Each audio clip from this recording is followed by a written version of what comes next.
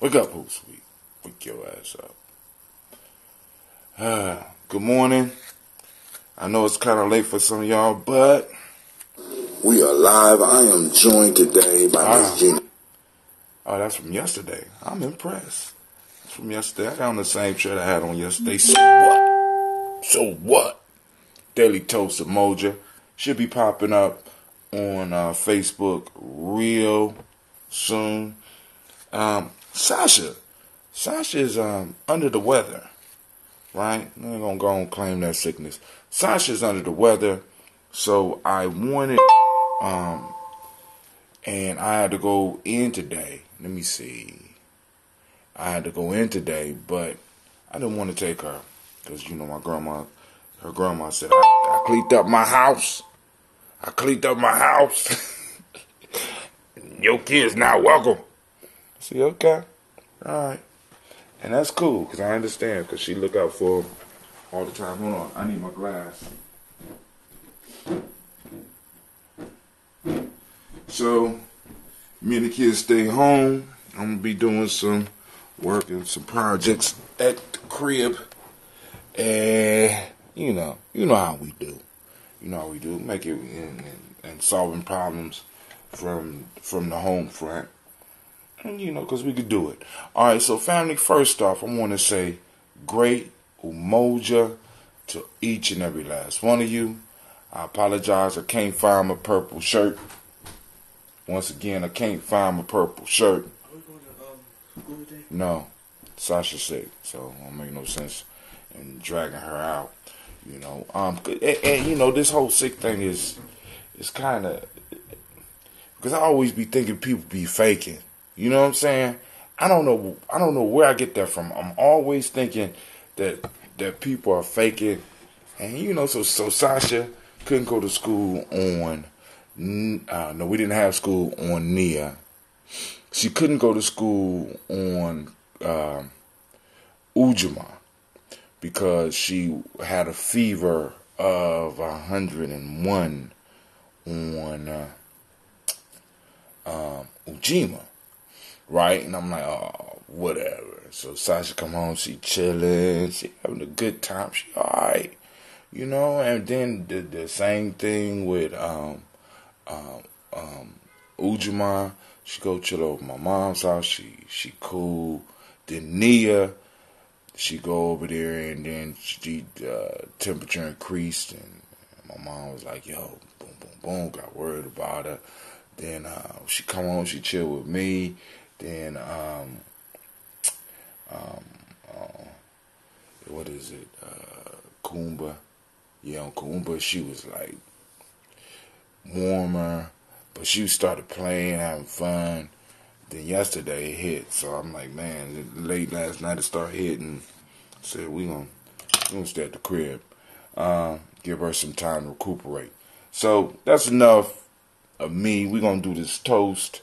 I am going to open up the lines because I know that even though it wasn't a day off for me, some of y'all may be off, so y'all might want to do a toast and talk.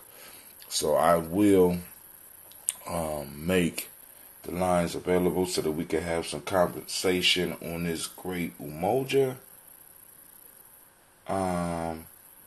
So, I'm getting stuff sent to me, and I'm looking at it, and I'm like, wow, man, let me see what's going on here. So, alright, it might be some good information for y'all. Let's see. Boom. Page manager. Alright, so I'm going to open up the lines so that y'all, well, first let's do the toast. And, of course, we got to do our song. I want to make sure the chat is open.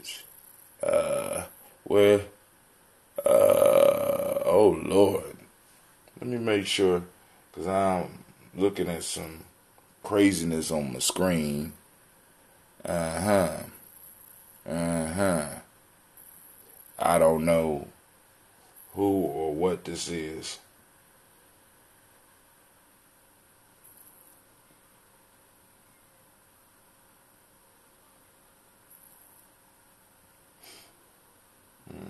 Alright, so let's get it popping. But before we get that popping, I want to see something real quick. Because I got some foolishness on my screen as we speak. Alright, let me go on and refresh. So sometimes I just be wondering, some people just be lost. Can't see all your messages. Switch to our new compact mode. Try it now. Let's see. Oh, okay. Got a compact, alright.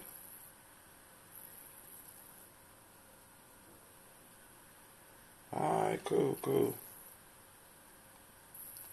Alright. Can't see, try it now. They got this new mode on here. I want to see what's going on. Our new compact mode. I don't understand. Alright. There we go. Back to some foolishness. I don't know what they doing. Alright, family, here we go. Let's get it popping. First off, I want to welcome you to Gye-Nyame Journey Media. This is the place where your hustle build muscle. And the congregation of the mighty. This is Gye-Nyame Journey Media. Alright.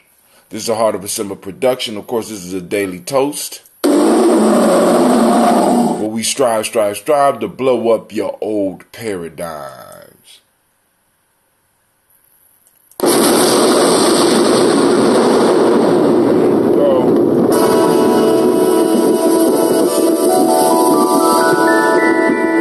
Black signal went out. Let me know if you got it. Mr. Titty.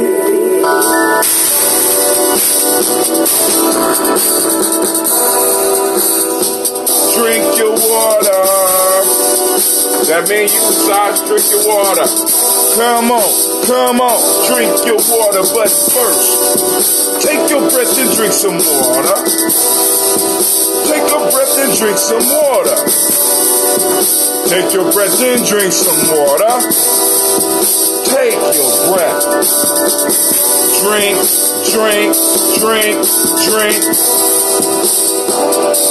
Or should I say, breathe, then drink. Now get your glass for that water. We wrong, we drink out a glass. Get your bottle of that water, what? Twist the cap off that water. Lift and pour your water. Drink.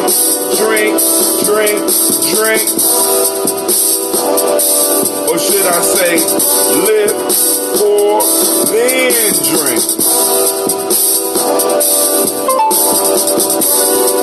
Now move your body, drink some water. Move your body, drink some water. Stretch, man. Move your body and drink some water. Oh, just move your body. Drink.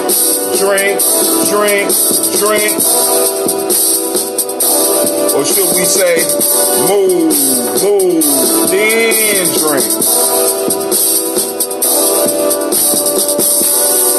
Now raise your glass and toast your ancestors. Now raise your glass and toast your ancestors. Now raise your glass and toast your ancestors. And just raise your glass. Drink.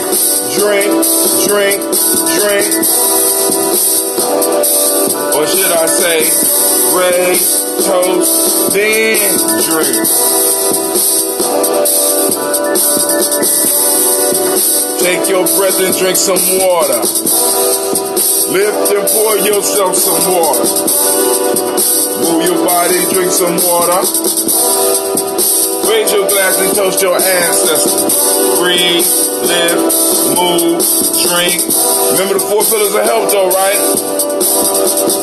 Breathe, drink, eat, move. Take your breath. Lift and pour. Move your body. Consult your ancestors. Breakdown. Now drink up with me, fam. We gonna crush this. We got exactly a minute.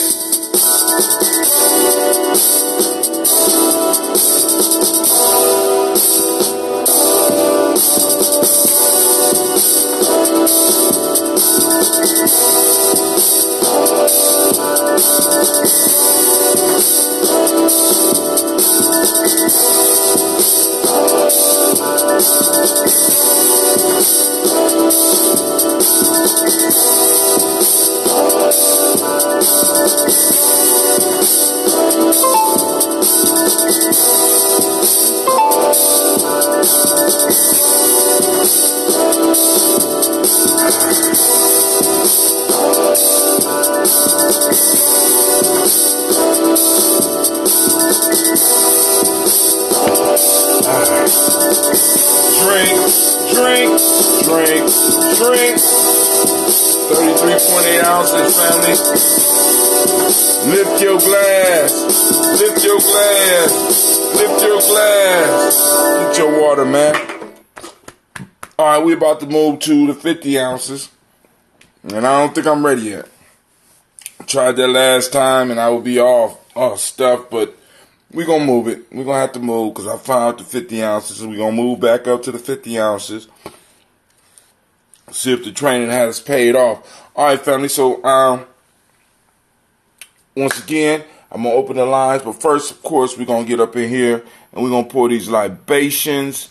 Or, you know, as we call it, we're going to do our toast. Only got a little bit of ambrosia left. I'm going to save a little bit for Shasha, even though she's a non-believer, right? All this time she been sipping. As a matter of fact, before she got sick, I told her to take a sip of ambrosia. She said, it don't work. I said, okay. I said, okay. Hurt my feelings, okay. Okay, you little non-believer. You know. But I ain't gonna say if she didn't drink my ambrosia. If she would have drank the ambrosia, I don't think she would be, you know. Because you got to keep that microbiome together, family. So it's some stuff in the news that we definitely can look at as well. Now, one of the things that was on my mind was this whole definition of a nation. Because, you know, in Gye-Nyame, one of the first things we start building on is the definition of a nation.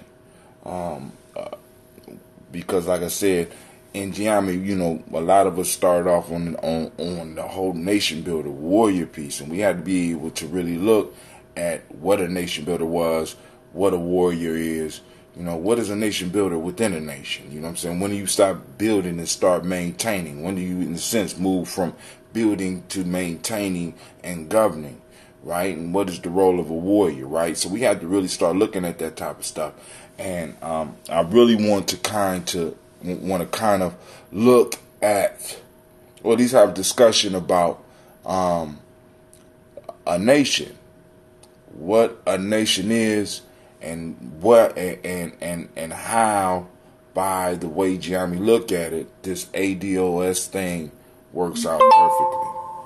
All right, you know what I'm saying? Because it is because I'm understanding there's a beef going with individuals in the Pan-African community, because a lot of people believe that you can't talk the ADOS talk and deal with the Pan-African agenda. And I disagree. As a matter of fact, I think that the only correct method of dealing with Pan-Africanism is first dealing with this whole, or at least us in America, dealing with this ADOS thing. And if I remember, I'll get back to that. But first, we want to give honor to the Creator by whatever name you choose to call that Creator. We lift up our glass, we salute the Creator, and we say, Ashe. From there, family, we move to our list of ancestors. And we got a nice, beautiful, and long list. And I want to thank all those people that took the time to send in their ancestors. Now, I do have the number now.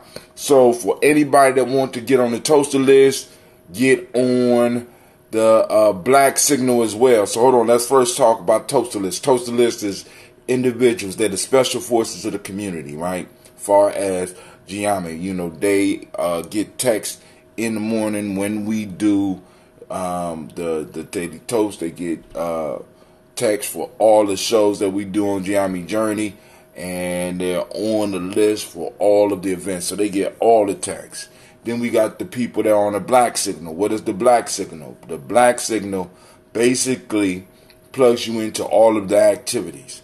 So you don't get no text for shows really, unless it's like a special show or something going on. But you get all the events. You get on the list with all the events. Kwanzaa events, the Malcolm X Festival, any other festivals or any other things that we are doing. Any like the malls and the marketplace and stuff like that, we send out text for that. All right, so stuff like that. So those are the two major lists. Now we got other lists, but those are the two major. So to get on a toaster list, you text toaster, TOASTER, to 25456.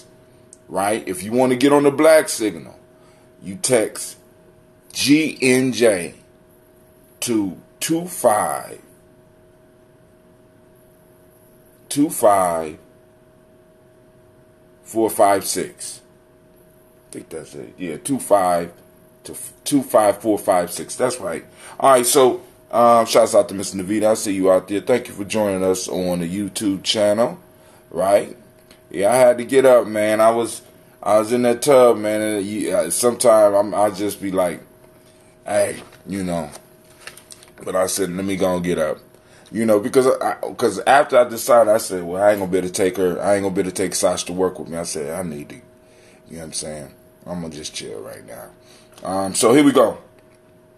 Miles Brown, Ms. Ann, Robert the Texander, Davis, Herman Brown, Senior, Rosalie Tilly, George and William Walter, Christopher Negasson, Lena, Uncle Chris, I'm Fiend, Cleveland, Geneva Brown, Margaret Ellis, Wash Ellis, Cecil Ellis, of our Brown, Gina Gaines, Herman Brown II, Barbara Twiggs, Wash Ellis Jr., Katie Ellis, Nikki Ellis, Jamon Jones, Jeremiah Tappan, John Fallard, Montague Pittman, No More X, Sapet Mott, Ron Malika Fakur, Dr. Marianne Williams, Kojo Kamal, Elder Farmer, Ella Millie Dixon, Tony Clark, Pastor Yusuf Weston, Elder Anjani, Elder Ron Coleman, Elder Robert Thompson, Alfred Broford, Hector Jr., Jay Edwards, Carlisle Harris, Grace Lundy, Inez Harris, William Bill Moss, Phyllis Rose, Sterling and Lucy Wright, Daryl Gale Pullian, the Luxter brother, Miss Eda Brooks Crawley, Miss Marie Nelson, Mr. Frederick Crawley Sr., Miss Jerry Brunson, Mr. Alonzo Johnson, Miss Marie McDowell, Janice Foster, Charles Jordan, Kel Smith, Walter Smith, Richard Triggs, Francis Johnson, Mary Franklin, Jimmy Williams, Daniel Ford, George Gibson, Nana Loretta Clark, Inez McCrae, Fritz Clark, Frankie Justice, Katie Justice, Derek Rinderman, Virginia Rogers, Reverend James Smith, Lois Henderson, Calvin Spratling, Mary Elizabeth Walker,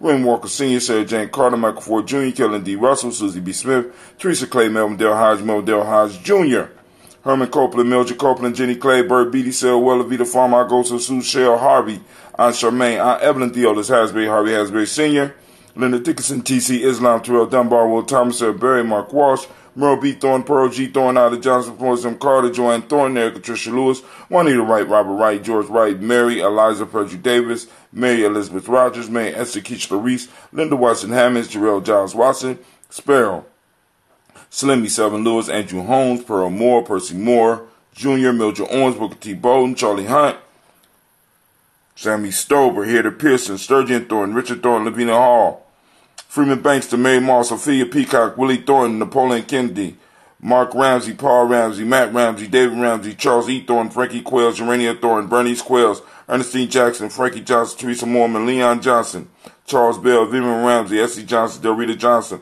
Leon Johnson, James W. West Sr., James Parham, Dana Jones, Henry World, James Farmer, Mary Chavez, Leon Grace, Bessie Johnson, Hattie Levester, May Moreland, Paul Moreland, Elder Caleb, Rosemary Martineer, Elder Amatab Wellman, Fred Douglas Triggs Sr., Thelma Triggs, Thomas and Lula Berry, Lacey Ellen Ohio, Frank Russell and Davis, Fred Douglas Triggs II, Vina Triggs, Reverend Eddie Moore, Helen Fuller,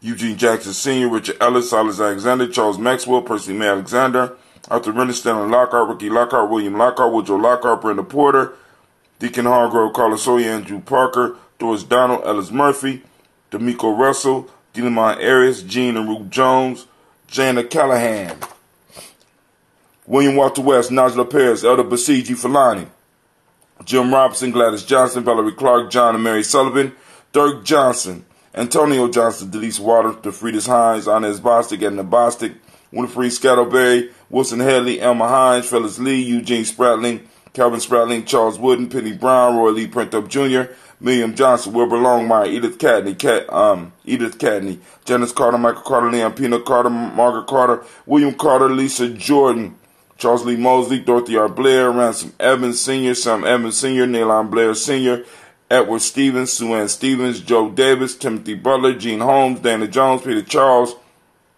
Christy Nichols, Cardinal Robinson, Rosemary Charles, Ada Pearl, Bob Ingalls, Jack Wallace, Warren M. Finch, Warren P. Finch, Tim Ingalls, Audrey Finch, William Billingsley Jr., Jennifer Sensabaugh, Hazel Gassett, Jerry Brantley, Brian Watson Jr., Kaniko Parsons, Jason Kathy Bradford, Thomas Bradley, also known as Uncle Buki, also known as Gypsy, Reverend Roosevelt Word the First, Stacey Trice, Frank Smith, Mother Bertha, Michael Leonard, David Brown, Ruth Carter, June Cox, Ruth Cox, Paula Cox, Ronald Irving, Judy Hubbard, Irene Johnson, Francis Booth Jefferson, Dan Wilkinson Sr., Emma McClendon, Jerry Doyle, Mina Robinson, Mary Nichols, Patricia Williams, Shabaka Teray, Greg G2 Gibson, Donna Hill, Richard Gleavers, Lee Irby, Tommy Irby, Boy Irby, Jim Goshay, George and Holly Johnson, Archie and Margaret Armstead, Diane Scott, Erica Armstrong, Claire Fox, Gene Evans, Archie Beck, Anna McGill, Charles McDaniel, Christine Cottrell, Al Becker, Alice Arnold, Arthur Arnold, Hattie Reed, Charles Reed, Eula and Andrew Baker, Patricia and Edwin Brooks, Gwendolyn and Bob Hatch, Kimball Vernon, Bradley Kim, Janie Harriet Tubman Cates, Spencer Sturgis, Sally Mae Baker, Ethel Baker, Creola Baker, Gina Baker, Aaron Nino Baby Hatch, Hatsine Mally Miller, Housie Hatch, Dad Cleveland, Mother Gibson, Alex Nixon, John Bowie, Lester and Rachel Saunders, Dorita Ross, Viola Ross, Robert Nelson, Princess Stevenson, Leroy Stokes, Neely Johnson, Fletcher Swan, Manny and Charlie Scott, Ida Casey, Thomas Cofer, Vivian Stevenson, Mona Ann Lewis, Cornetta Lyman Lewis, John Jackson, William Dallas Lewis, Mary Francis, Chappelle Jackson, Michael Slade, Joanne Perkins, Richard Jackson, Martha Ford Dawson, Big Mama, Nanny Harris, Eva Ford, James Harrison, Margaret Towns, Mary Williams, Leroy Q, Heath Seen, Albert Moore, Miss Vanilla, Albert Motley, Geraldine Elizabeth, Douglas Thompson, Earleton Houston, Lud Alls, Elijah Alls, Jerome Alls, Henry West Staten, Joe Jamel Alls, and Pierce, Donald Carter, Lily Green, Nettie Greenback, Vaughn, John Dewey, Ruth Beard, Tim Butler, Raymond Laura Newton, J.B. Froggy, Thomas Newton Sr., Baba Naeem, Jeanette Sanders, Jerry C. Sanders, Roy Pruitt, H.J. Bradley Sr., Harry Wilson, Rufus Jenkins, Minnie Wilson, Catherine Sanders, Muriel Ellis, Elizabeth Sanders, Henrietta Irby, Mildred Armstead, Margaret Armstead, Catherine Anthony, Ruth Brown, Charles Walker Sr., Charlie Walker, Cecil Russell, Diane Urban, Haroon Phillips, William Ford, Margaret Logan, Phyllis Barnett, Lee Urban Sr., Michael Urban, Ozella Watson, Hugo Watson, John Caldwell Sr., Robbie Lee, Caldwell, Nevaeh Mitchell, Ron McCormick Sr., Sabrina Easley, Rayshawn Easley, Javea McCormick, Barbara Ann Reed, Dorothy Ann Reed, John Reed, Shekamaha Reed Jr., John Reed Jr., Patricia Reed, Edward R. Benson Sr., Ethel H. McNair, Lourdes Fernandez, Jacqueline Bardis, Reginald Oliver, Mazarine Coper, George Swan, Emania Grayson, Charles Scott, Charles H. Scott, Michael Morgan, Charlene Morgan, Sybil Edwards, McNabb, Annie Ferguson, William Ferguson, Shelby McClendon. From there, move to our book, and this is the book we're building up for next year, because this year we were blessed enough to be able to take up 2 whole pages. We got 2 whole pages within our Kwanzaa directory. We're going to work on building up the Kwanzaa directory for next year. So a lot of the business that will be getting spaces at the mall, at the G&J Mall. Hopefully, we'll be able to translate that into Kwanzaa, into other events, as far as making sure people know that the place to come once a month will be G&J Mall. And family, we're not playing, right? So now, family, so for next year, what I was trying to say is for next year, we're trying to build it up so that we could take up 3 or maybe 4 pages.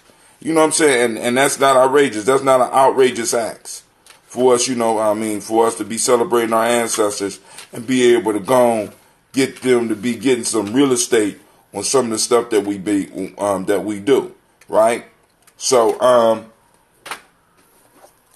this the start of that. And here we go. We got Joella Giles, James Carswell, Liberta Adams, also known as Aunt Sis. We got Elder Shaka McNair. We got Anthony Brown. We got Jonathan Ford. We got Lottie Gaucher. We got Cousin Tony, Michael Johnson, James, Jimmy Johnson, Barbara Shane, Lewis, Ronald Shelton Jr. We got Damian Top, Westina Banks. We got Joseph Bingham, Quincy, Mama, Aunt Lady, Abraham Isaac Cundiff.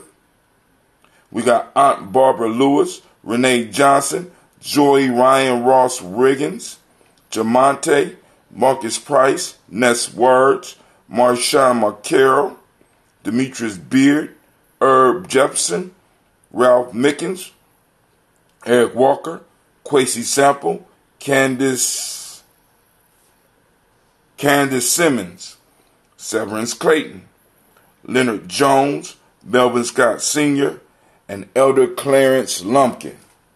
We lift up our glass and we salute those ancestors and we say, Ashe. All right, from there, family, we move to the present moment. Y'all know what it is right now. We are in Umoja. I'm asking everybody to activate your reticular formation. Seek out unity in the community. It's there. You just got to look for it. You got to search for it. You got to go on and seek it out, right? Rather than looking for the foolishness, right? So Umoja means unity. The demonic principle of the day is truth. The color is violet. The Hermetic law is mentalism. Male name is Kwojo. Female name is Ajua.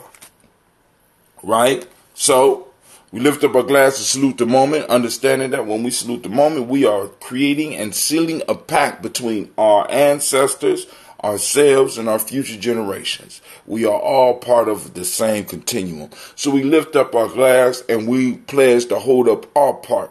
Right? And we say Ashe. From there, we salute our children's children on to infinity, and we say Ashe. From there, we move to all of our relations, and we toast, and we say Ashe. From all of our relations, where do we go? From our relations, we go to that private moment, that selfish toast right now that you're going to take for yourself. What is it that you need? We say Ashe. From there, family, we move on, and I take the time to toast the most magnificent, fabulous, spectacular being in the room right now, and that's you. Raise my glass to you, and we say Ashe, Ashe, Ashe, Ashe. Peace, power, joy, and 100 years. All right. All right, cool. Let me get my cultural appropriate coffee ready. Play y'all a little bit of music. I'm going to play y'all just a little bit of music. Well, better yet, let's put on the commercial. So y'all need to follow us on YouTube.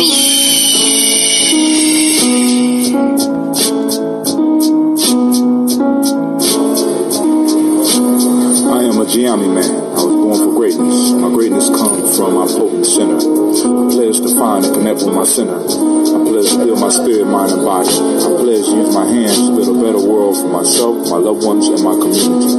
I pledge to use my mind to think deeper, further, and higher to create a better reality for myself. I pledge to live my life and go beyond all my self-imposed limitations. I pledge to promote the principles of the Gye-Nyame warrior to assist all those seeking the path of success. I pledge all these things first to myself, to teachers, to all my relations, and to my higher power.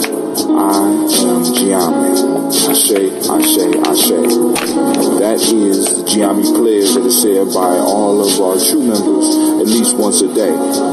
Peace and welcome to our YouTube channel. Check out our videos and podcasts. Subscribe as well as join the journey. Push past your self-imposed limitations within the Gye-Nyame journey. Peace.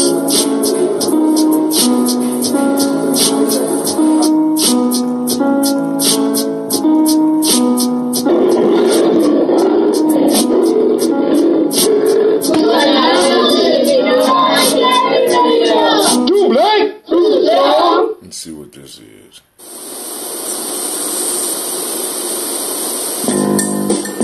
Nah, we don't want that one. All right, so anyway, family, let's go and get the conversation started. I'm going to officially open up the lines right now. Start conference call. Boom. Start it.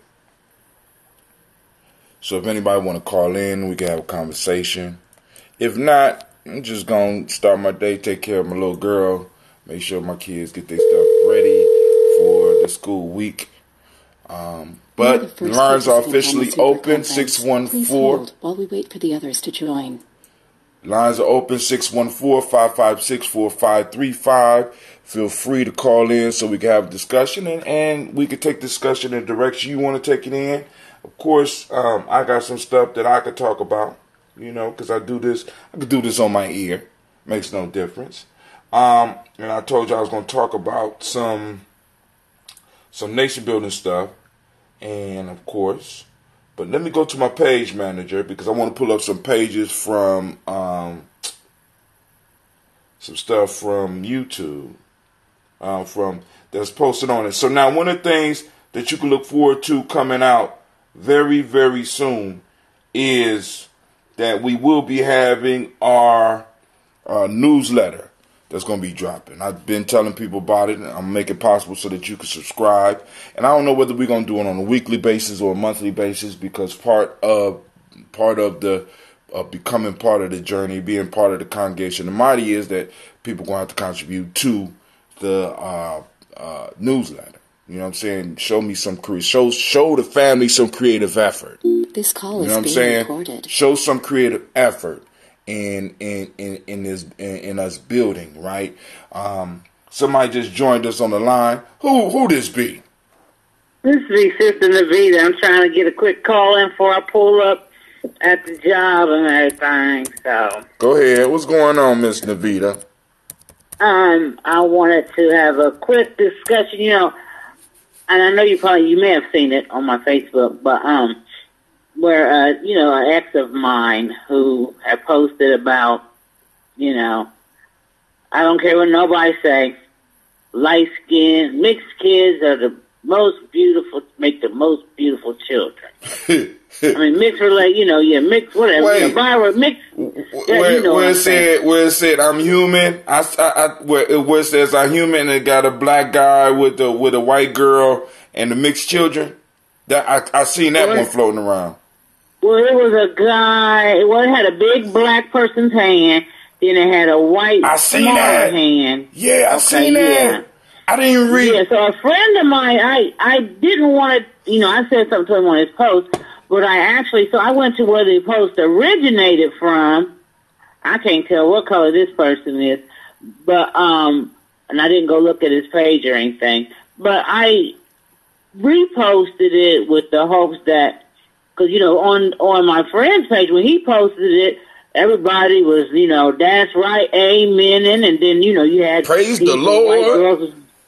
White girls was posting pictures of their mixed kids on there, and everybody was like, that's right, and beautiful, and kudos to you, and, so I was really, taken aback. There was only one person that put lame on there, and then, of course, I said my piece, but, it reminded me of, I'm like, damn, do I need to show dark girls again?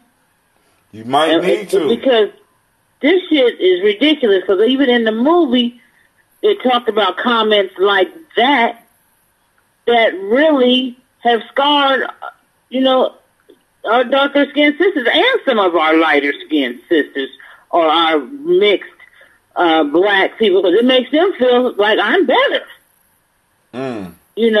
I look better than you because I'm mixed with white. And that's what that means. I don't care how nobody tries to twist it any other way.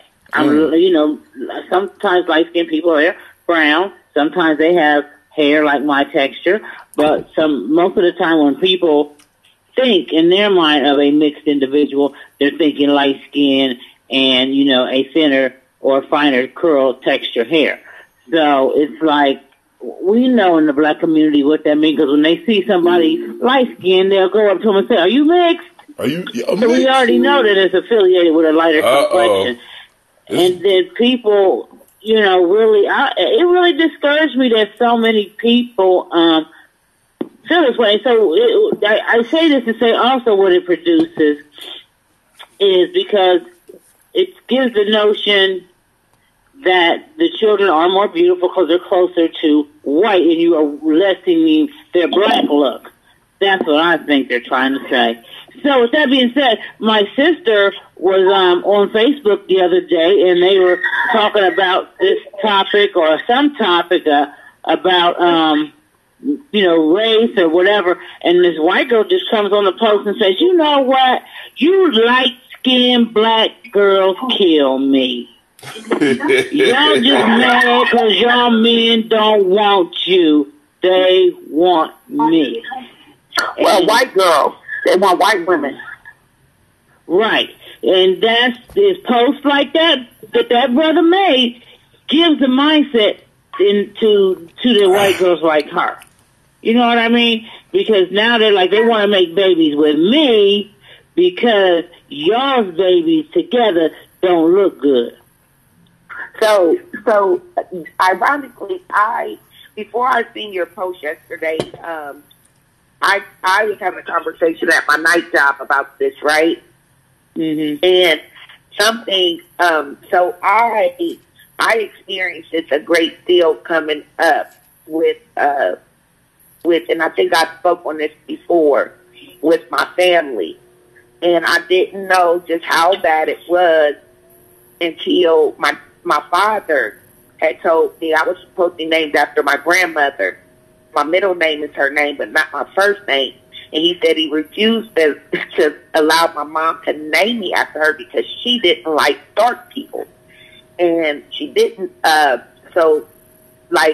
he was telling me about how this really was an ideology that they brought from the South up here with them, right? Mm-hmm. And how it was rooted in the church that they attended and everything. And I shared this on the show before. Right. But this idea is like when we talk about, not knowing where we are, if we don't know where we've been, it's not even, I don't know that it's always about being white or just the difference in the way you were treated if you were light-skinned on plantations, right? Right. And so it's kind of like got rooted in us, and then it keeps on perpetuating.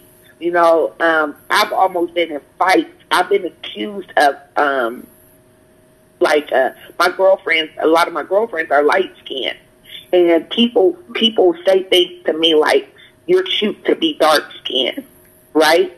And when I was younger, I didn't know that was offensive. But as I got older and people would say that, now I'm a grown woman. When you say shit like that, what do you mean I'm cute to be dark-skinned? Right. Why not just say I'm cute, period? So there's been times they would say, oh, here we go, Jay on one, Jay, here she goes. You know what I'm saying? They would always make it seem like it was me and I should just take these people underhanded compliments. But really, that's no compliment at all to tell somebody. So what I tell my students in class all the time is the darker you are, the closer you are to God. And it doesn't matter. I don't care who I offend. You know what I'm saying? Because they bring that same mentality still. It still exists. That whole ideology about this light skin being better than dark skin, it continues to exist. So when I hear kids picking on somebody for being dark, anything like that, my girlfriends hear me say it all the time. The darker you are, the closer you are to God. I can't recall where I got it from, but it's something that I say frequently. And I don't care who I offend. You know what I'm saying? Also, I just want to point out that this thing, it does exist on all continents. I think about my students from Nepal. The darker they are, the lower they are on the caste system, right? And their names are associated with that shade as well. And I remember when you're teaching a little girl from Nepal and having her look down on me, right? But then I realized that she came from a country where everybody looked down on her. So it made her feel real good to have an opportunity to look down on somebody. You know what I mean? Mm-hmm. Once I figured it out, I could better deal with it. But at first, I had no clue. I started reading on I didn't know much about people from Nepal, you know, and the more I read, the more I understood, and then I just figured it out. But it's crazy how this stuff exists. We can see evidence of this, you know, when we go to parts of West Africa, bleaching their skin. Hey, Lady J. Yeah. Remember when you called in? We talk about West Africa, no, stop. bleaching their skin. Slow down. Remember when you called in? It's a call-in show, and we shared a conversation. Navita was trying to wait before she went to the office. You gave your story. Oh, I didn't know that. Yeah, we conversated. Is she still on the line? No, she hung up. You just kept going and going. You like the Energizer Boney. And you know I ain't taking my medicine this morning, so you better not say no shit that make me snap. Don't make me. I heard the tidbit on. I just put on the Facebook, and this is one of my favorite topics. I'm sorry. But I had to ask Sister Navita, where am I supposed to get my nose pierced?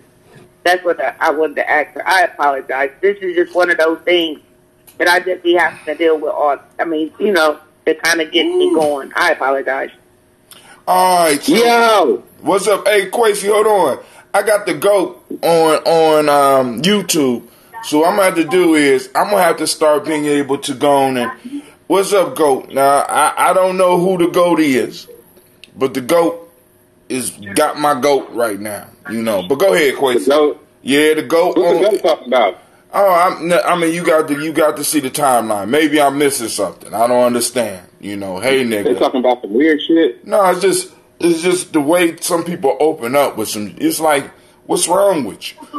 You know what I'm saying? I understand that people feel safe. You know, being able to go up under names that nobody can really trace you down with. You know what I'm saying? We might, you know, but, you know, hopefully I know you, GOAT, but if I don't know you, stay in your place, homie. All right, but go ahead, Quasi. Oh, I just be looking at Facebook sometimes. Yeah, America is headed to civil war.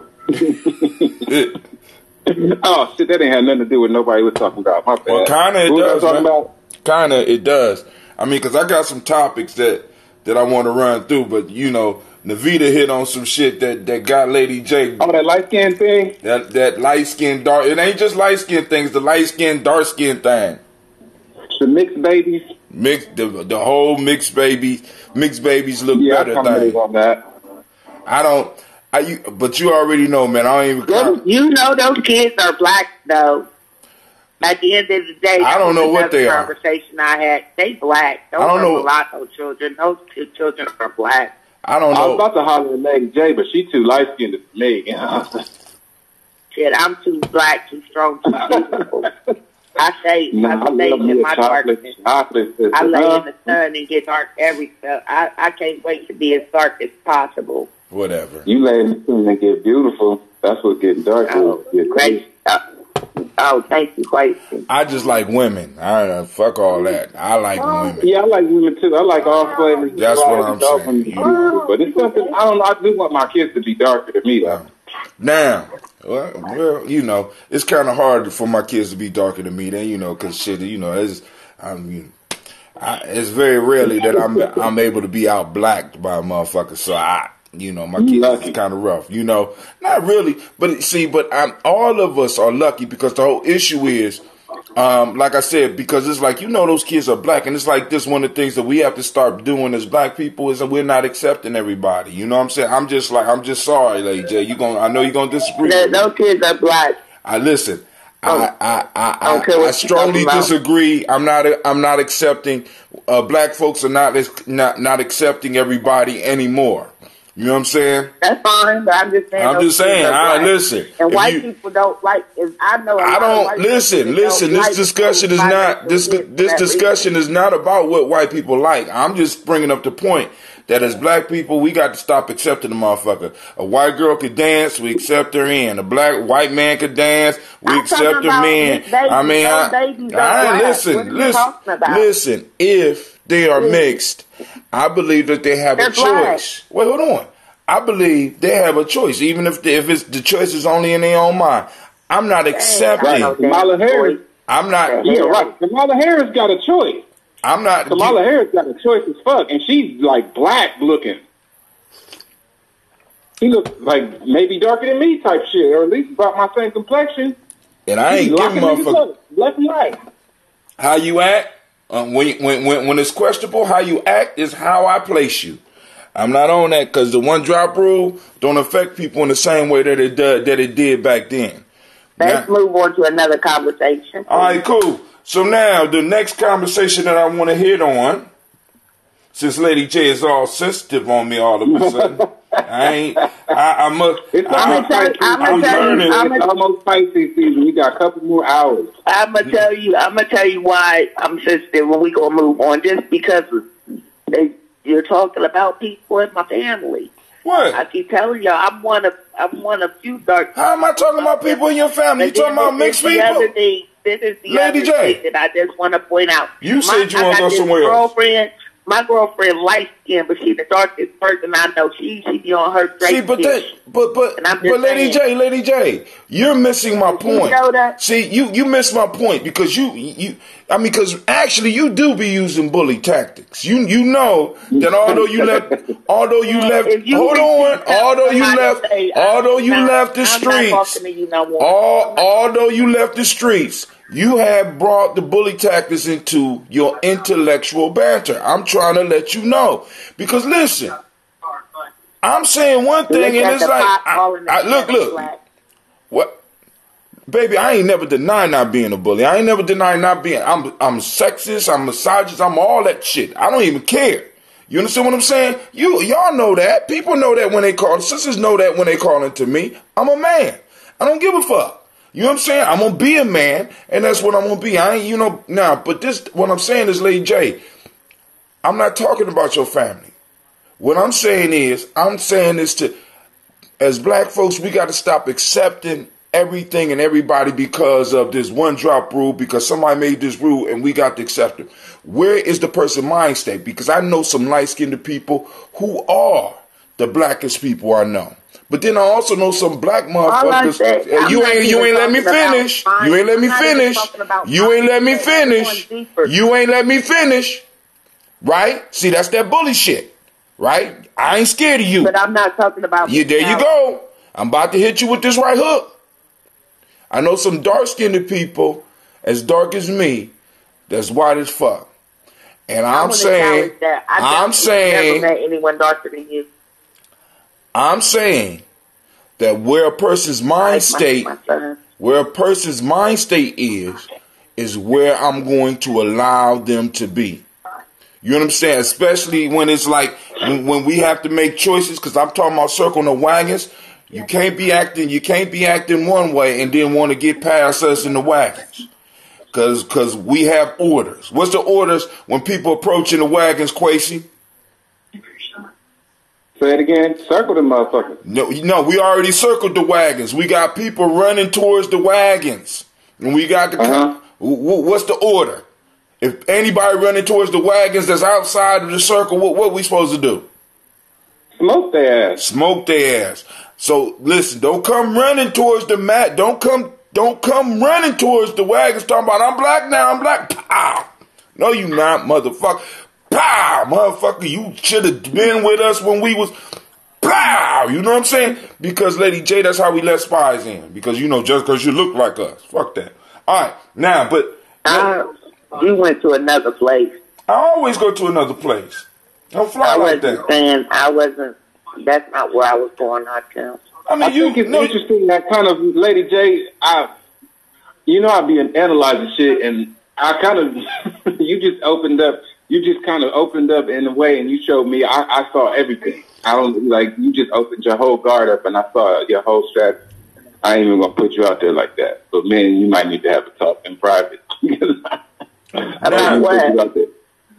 I just saw you just showed me your whole strategy. You just kind of revealed, because when people when you fight, when you spar, whether physically or mentally, you show your opponent your strategy. You show your opponent your moves. You show your opponent your rhythm.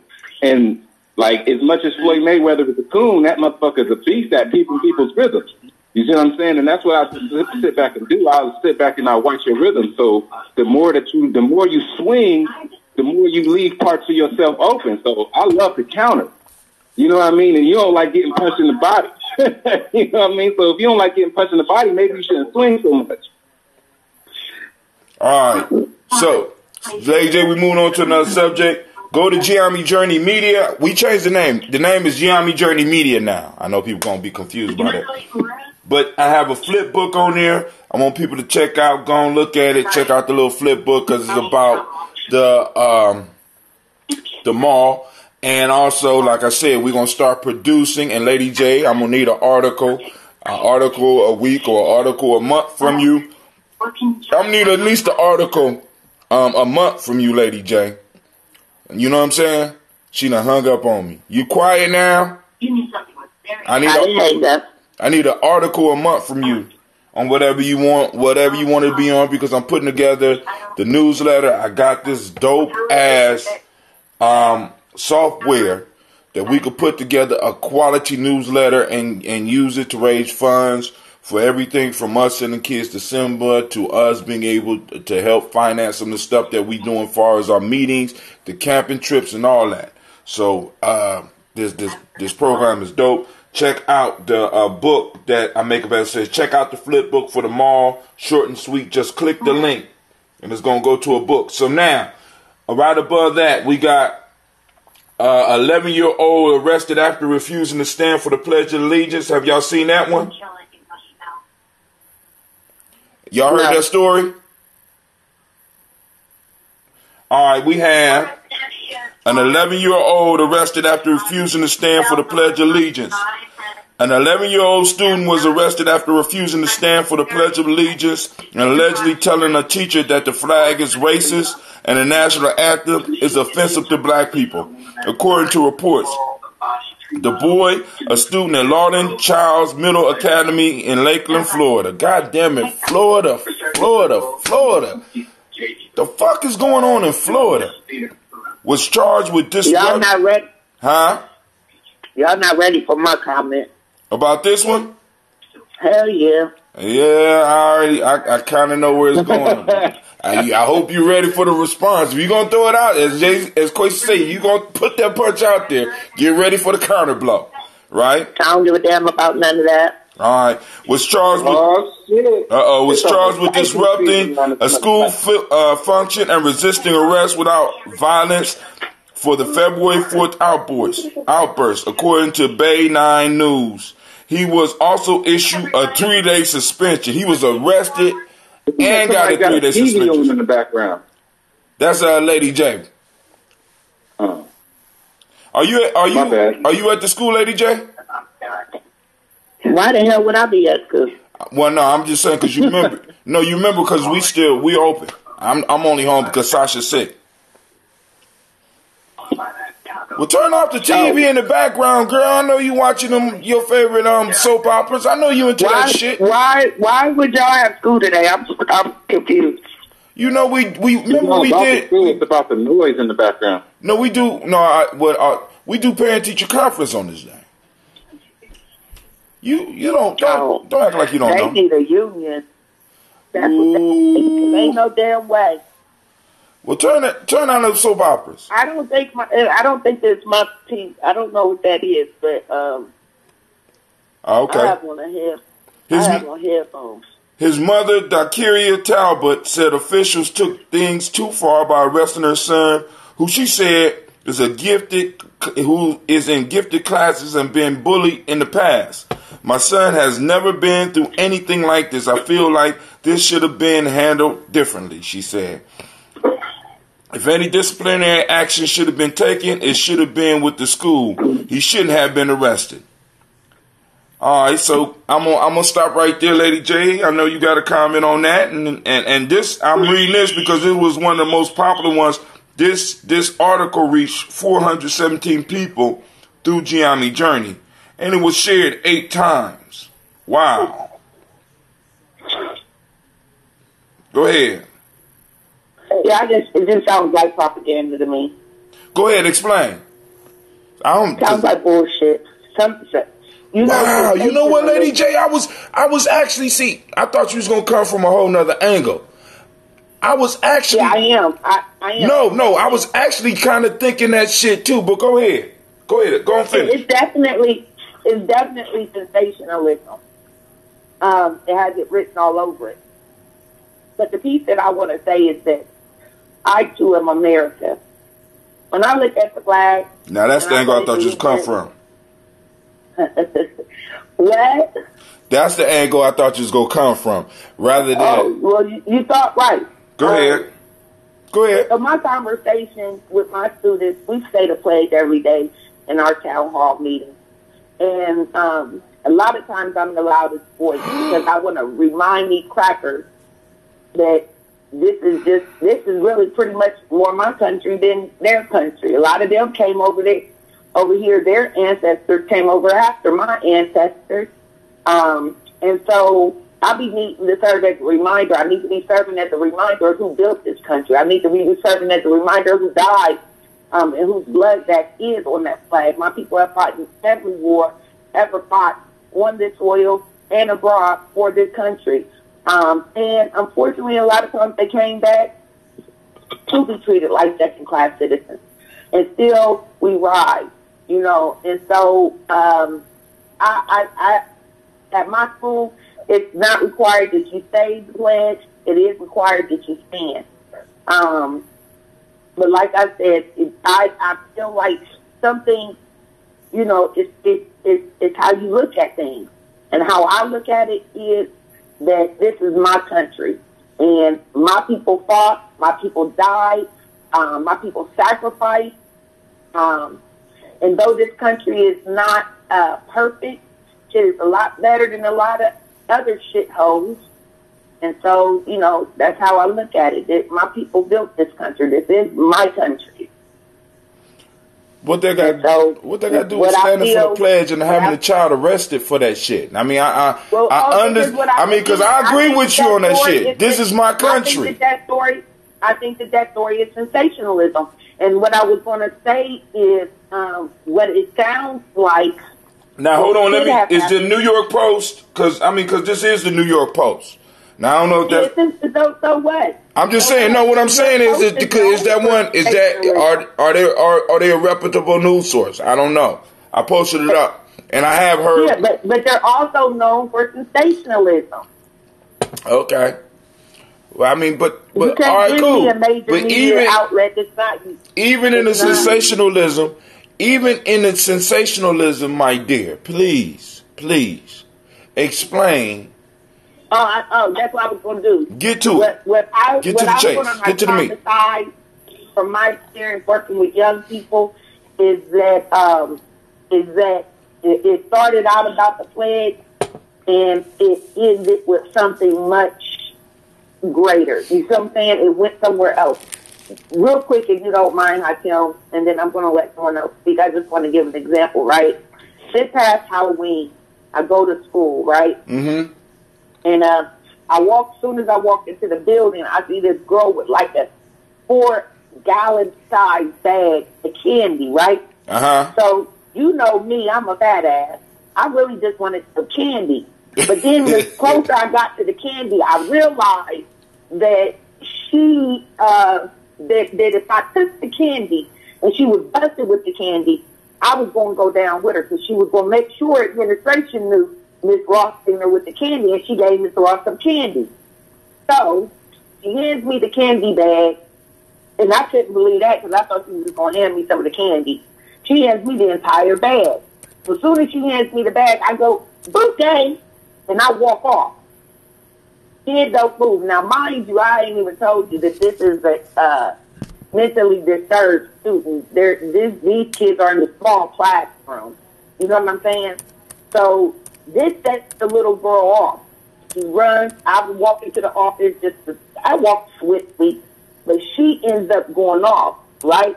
The ironic part is she never threatened me, never called me out my name, but she was kicking stuff. And the next thing you know, she gets to fighting with another girl. It has nothing to do with the candy. But when people started, like those kids that seen it, and initially when I told the story, they kept telling me I got the little girl suspended, but she didn't get suspended about that damn candy. She got suspended because she got in a fight with some girl she had been waiting to fight with, right? Nothing about the candy. And so that's just what this story reminds me of. I don't know why the hell they called the police. But I'm just saying that it started off about the pledge, and it just snowballed into something else. Right. That's it. All right. And I'm with you. I'm with you. But they called the police that's what I'm because saying. Because it was a black male, and they like to criminalize our children. And even if it's but also because I didn't read farther. The woman who called it was a sister. Yeah, that's Sister Navita. Yeah, I'll be on here for I'm at work. She whispered. Did you get my inbox? I replied to you. I hope to see you. I hope to see you at the mall, Lady J. If not, I'm gonna dog you on air while I'm there. I'm going to take a full half an hour and bring up some of your most famous clips, starting with the Gravites and shit like that. I'm gonna make sure the whole world. Well, already I'm using that shit, and matter of fact, shouts out to all my Gravites out there. But now, part of the sensationalism and part of the whole agenda piece here is because now Kwesi was joking, said there's a race war coming, right? But actually there's a movie called, he said, Civil War. Now, the teacher was a substitute teacher. Her name was Alvarez. She from Cuba. She told the little black boy, and this was started the argument. She told the little black boy, well, if you don't like America, why don't you leave? The young man looked at her and said, because they brought me here. So in frustration, in argument, she turns around, calls the administration. The administration end up calling the police. They arrest the boy. Then they suspend the boy for 3 days. Now, see, when people ask questions like that, I think there's a one-word answer in tone of voice that you should use every time. It works every time. Bitch. That might have been the tone that got the police called on them. Bitch, they brought me here. I mean, I remember when my son was school age, and we've had a talk about, I'm not a fan of the Star Spangled Banner. I'm not a fan of the slave owner that wrote it. I'm not a fan of the slave lyric that was in its initial writing. I don't think it was designed. I know it was. It was not designed with anybody black in mind.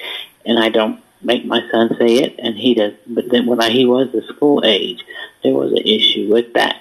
Because they would be like, well, at least you could have to stand. But I shouldn't have to even do that if I don't want to. You know what I'm saying? So it's like they just really, if you don't go by their rules, they're going to criminalize you. And that's not even a law. You know This came to me.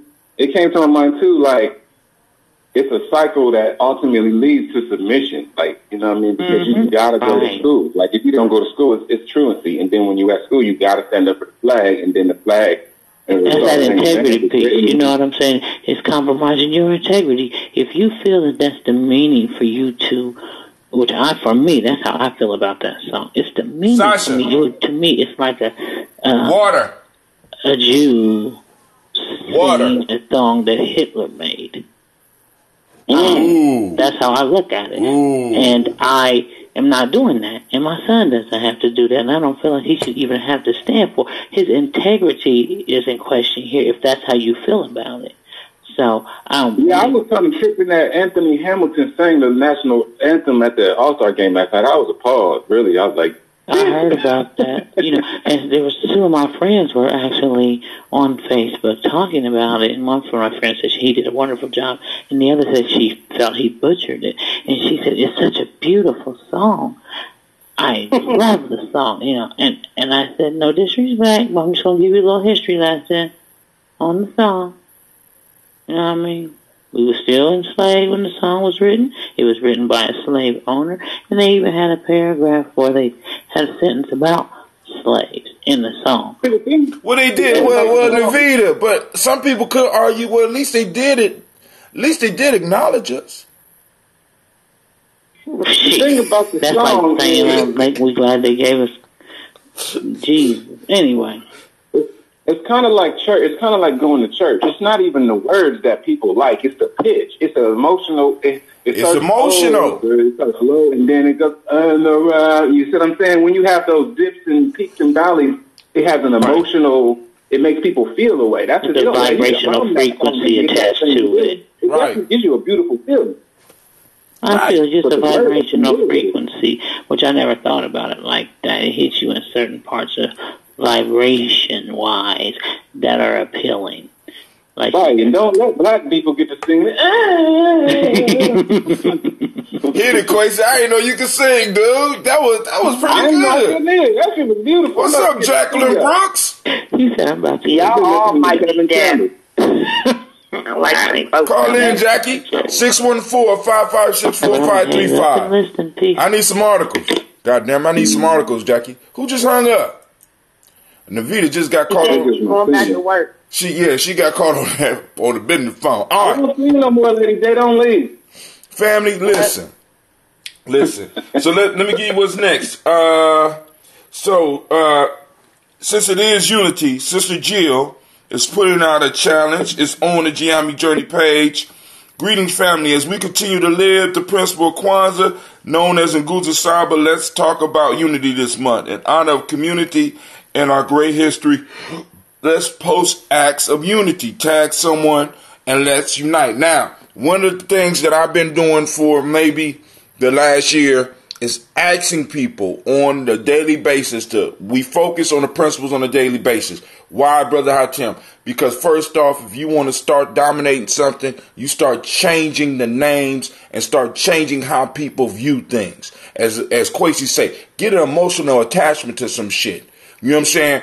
And that's what we're trying to do. So in Gye-Nyame, we don't use the regular days of the week because we don't want to salute the Nordic gods. We don't want to salute the shit that Europeans or West Asians had going on. What we're doing, we're saluting ourselves. So every morning we look at the day like today is unity. The day is the day of Umoja. And I challenge people on a daily basis to take pictures, put up quotes on Gye-Nyame Journey timeline where you are showing the connection to that principle, because one of the things that I know, as Lady J say, what you say? You say one thing for certain, two. You always say that. How you say, Lady J? One thing for certain, two things for sure. What? Correct. Okay. If you find what you're looking for. Let me say that again. Black folks, we find what we're looking for. Now, I know we got to keep our eyes open because there's a lot of dangerous shit out there.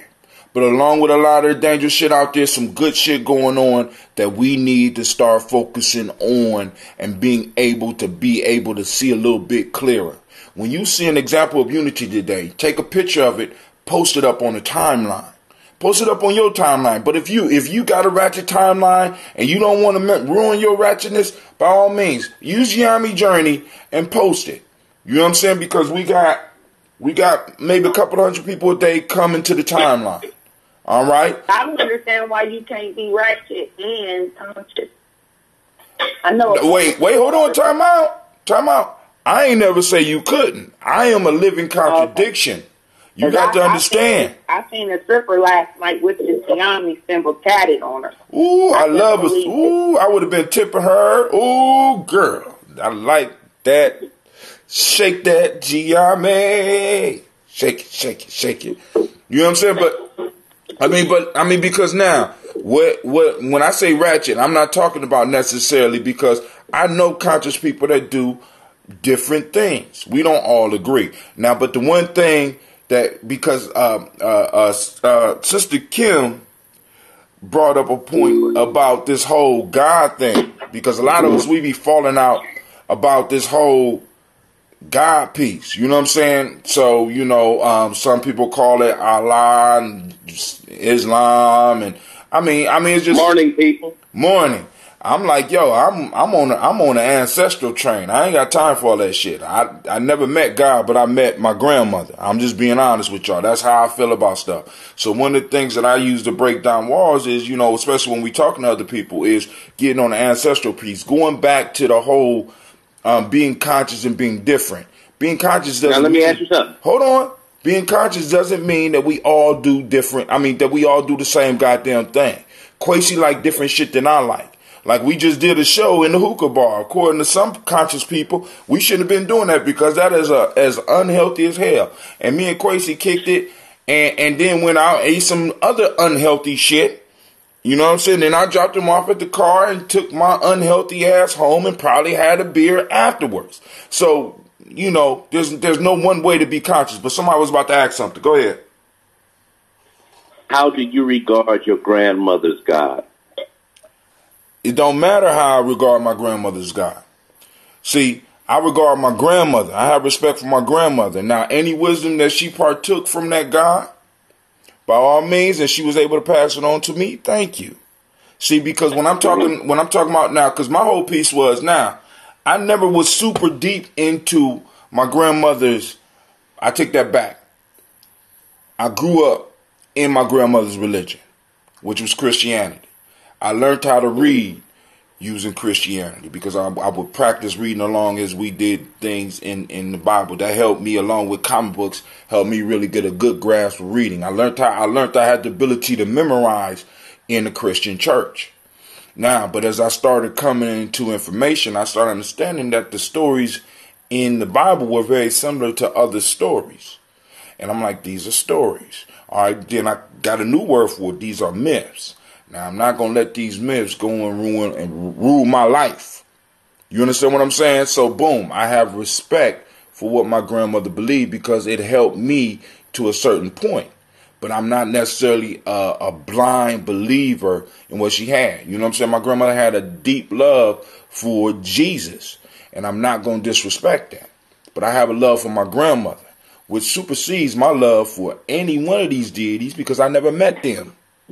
See, because people so crazy, they argue and fight over shit they never met. Never. But they'll let those that they know fall off. I mean, go ahead, Lady J. Go ahead. Go and tell me you met it. Okay. Met something. So, go ahead. Yeah. So where you meet it? And I have. Where? And I definitely have. Where? Say it again. Where? Where what? Well, you met God? In the spirit. Oh. Yep. Listen, that place don't have an address. That place, you can't give me do it. You can't. No, that don't have a location. That don't have a place. You could be making that shit up. But you can't make up your grandmother. I can't make up my grandmother. I can tell you exactly where she was. See, hold on. See this? No, you're not. You're not going. No. We're not about to get into your personal testimonies. I'm not doing it. We're not doing a testimony. You're about to do a testimony. The same way that I know for a fact, beyond a shadow of doubt, that my ancestors guide and lead me and talk to me. And when I this is testimony. When I tell people, this is testimony. People about encounters I've had with my guardian ancestors, they think I'm crazy, right? They think I'm making this up. Lady J. Me talking to myself. Lady J. I'm just saying. Lady J. Lady J. How can you? Lady J. How can you say you believe in our ancestors and their spirits still being here with us? Did you hear what I said? I said I believe. I know my grandmother. I don't know God.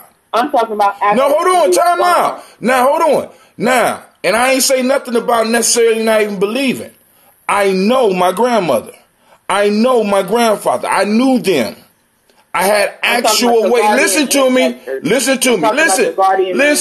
I don't know. Hold on. Time out. This whole guardian ancestor thing, because what we're getting into arguing about, once again, getting back into what you believe. What I'm talking about is to bridge the gap between us. Why don't we talk about stuff that we do know? Stuff that we know without a shadow of a doubt. That's all I'm talking about, Lady J. See, we do a daily toast to our guardian ancestors. No, Lady J. Lady J, hold on, time out. We do the daily toast, and I want to be very clear on this. Please do not try to throw my shit back at me because I will smash your ass. We do our daily toast to our personal ancestors. What are personal ancestors? These are individuals that we knew that were involved with our life. They don't have the title guardian or any of that shit. These are individuals that we knew and that influenced our life because I felt it was important because all of us, we jump around and we try to be fancy. We try to out fancy motherfuckers and we say deep names of people that we never met. But we let Big Mama shit on the vine and rock because we're trying to show off about Marcus Garvey. No, I'm saying, listen, When I do the daily toast, I'm not toasting towards no guardian ancestors. I'm toasting towards personal ancestors that I know. And I know that if there's any possibility that they can have my guardian ancestors. All right, well, cool. I mean, cool. Who your guardian ancestors? I bet you they line up with personal ancestors. If not, you might be tripping. Okay. All right, cool. So now you taking words and you switching words around. Stop it. Why don't you just want to argue with me? I ain't taking my medicine this morning. You better calm down and leave me alone. If you call your personal ancestors, I call my guardian ancestors. Meaning so if you understood the way, hold on. If you understood that, then we don't even have a discussion here. Stop playing games. You're playing games. You're taking away. Me and Shaka was about to have a discussion because I said something to offend you because you want to believe in something that you don't know. All I said is that. Hello. I'm listening. All I said was that when I speak of my personal ancestors, whom I refer to as guardian ancestors, because I know damn well I didn't 614 where I'm at without someone in the spirit looking after me. And so I call them my guardian ancestors because they watch over me, they guide me, they protect me, right? They lead me. My guardian ancestors. And so when I talk to people about my guardian ancestors, they think I'm crazy because I can't see these guardian ancestors. But I believe and I know, it's not even about me believing, I know that these things are supernatural. They can't be explained, right? And that's what I know. That's what I believe. People think I'm crazy when I speak of it. I hit the lotto one day because somebody whispered numbers in my ear. I was obedient and I went play, and I hit the damn lotto. When I told people where I got the numbers from, they thought I was crazy. They said that wasn't your guardian ancestor. That was yourself. That was your intuition, right? But so so Lady J, where do we disagree at? I'll tell you where we disagree. You said you were going to a place there that we honor things that we can't see. And I'm telling you that I can't see my guardian ancestors. Lady J, but you just said that what I call you just said that what I call my personal ancestors, you call your guardian ancestors. So what are we discussing? What are we discussing right now? Other than going in a cycle that will never end because you don't want to. I mean, come on, man. Somebody else is on the line. Who is on the line? Uh-oh. Good morning. What's it's Jacqueline. Yeah, oh my God. She on some official shit. She said Jacqueline. What's up, Jackie? I was just listening to this riveting conversation about the ancestral realm and the creator and people who don't exist, and I was intrigued.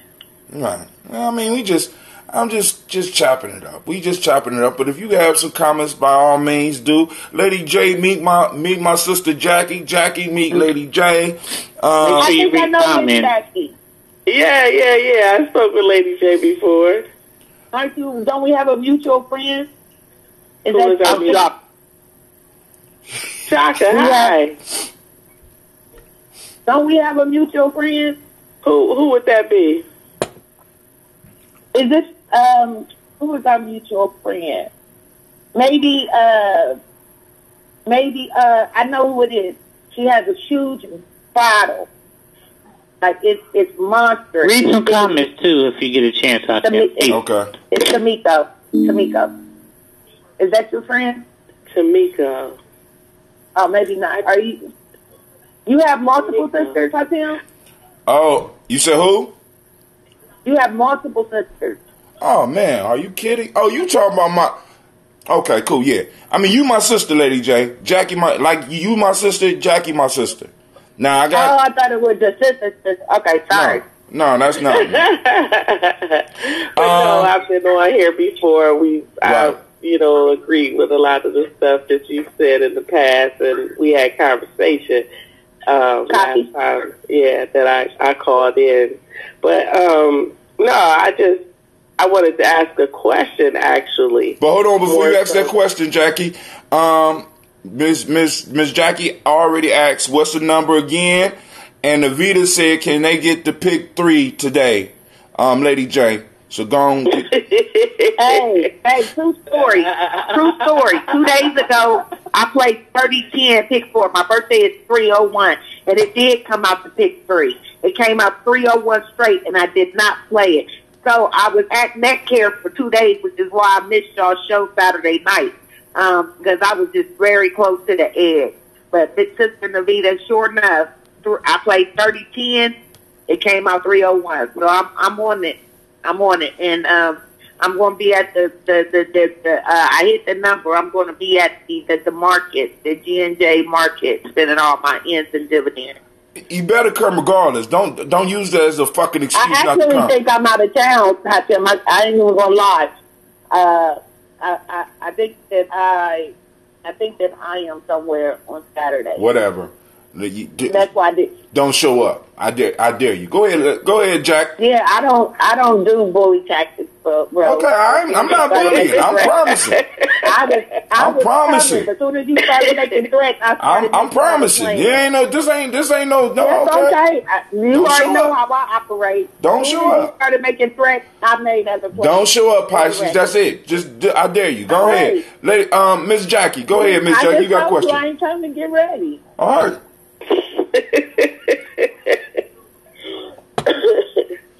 I just wanted to ask a question about when you said that you don't know God, you don't know any of the deities, but you do know these ancestors. And what I was wondering is, as Lady J was talking about these unexplained blessings that we have in our life, do you think that there is a force created by the ancestors as well as humans, living humans, that creates a force that creates certain events that we would maybe reference as the creator? Yeah, I mean, now see, and let me, because I want to be clear.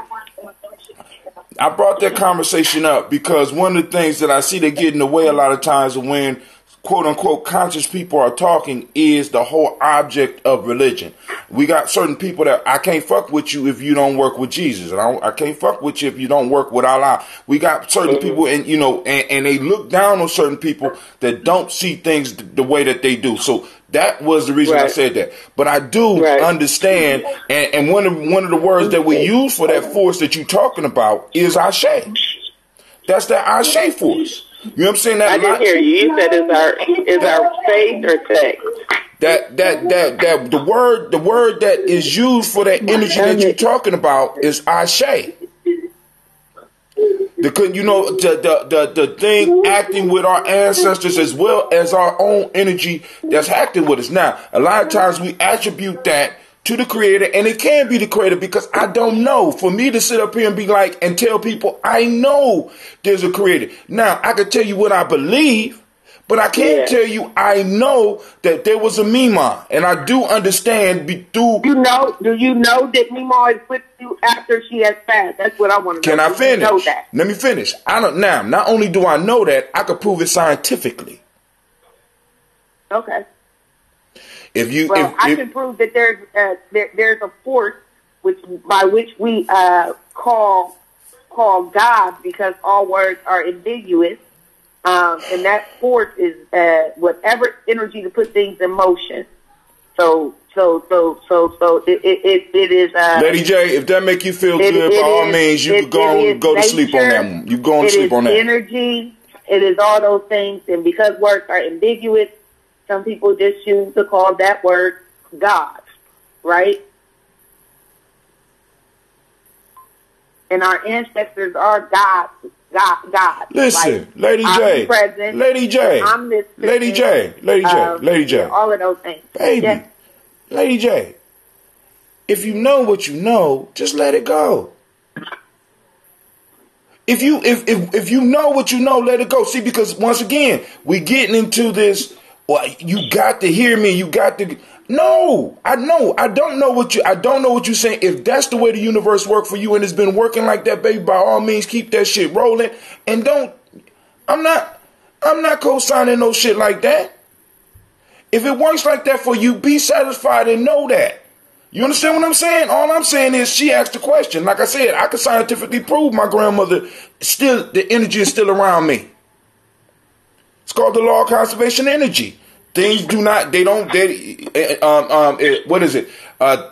Things are not created to destroy. They're just transformed into another form. Period. Now, I know my grandmother. I don't know the other energies out there. And I'm not saying those other energies do not exist. I'm just saying I don't know. But I do know about Mima. I know about Peepa. I know about Gypsy, who just left. I know about my cousin, Jason. I know about my brother, John, because I felt their love personally. I received gifts from them personally. That's all I'm saying. I could prove them.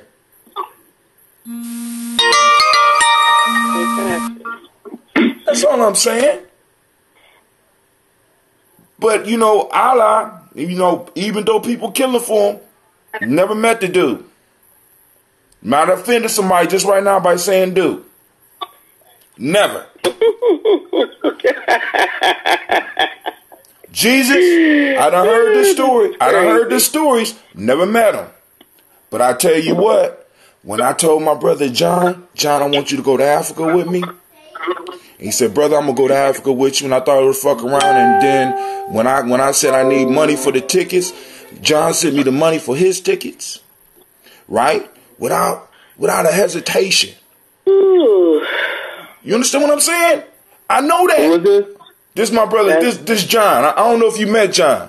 You know what I'm saying? But what I'm saying is, and just like all of us, we got these stories. And these are real individuals that we could use as a foundation to build a relationship, which is what we're doing on the Daily Toast. Now, you call them guardian ancestors, you call them whatever you want. But these are individuals that we know, and that energy is around us, and it exists. And as Jackie says, there is some type of interaction between us and them that caused some of this shit to happen for us. Because I done been in some crazy situations where the only thing that could have got me out was something from the spirit realm. Yeah. Yeah, definitely. So, but like I said, but all right. Let me see. Any other subject before I bring up another subject? I got a question for you. Is serious cancer? Who keep the average dancer? Happened in a heart attack, nobody smiling? Go ahead. Say, listen. Remember 10 years ago, we was watching the news. We was over there on Hamilton Park at some little thrift, it was a thrift store, but it was in outside. You know what I'm talking about?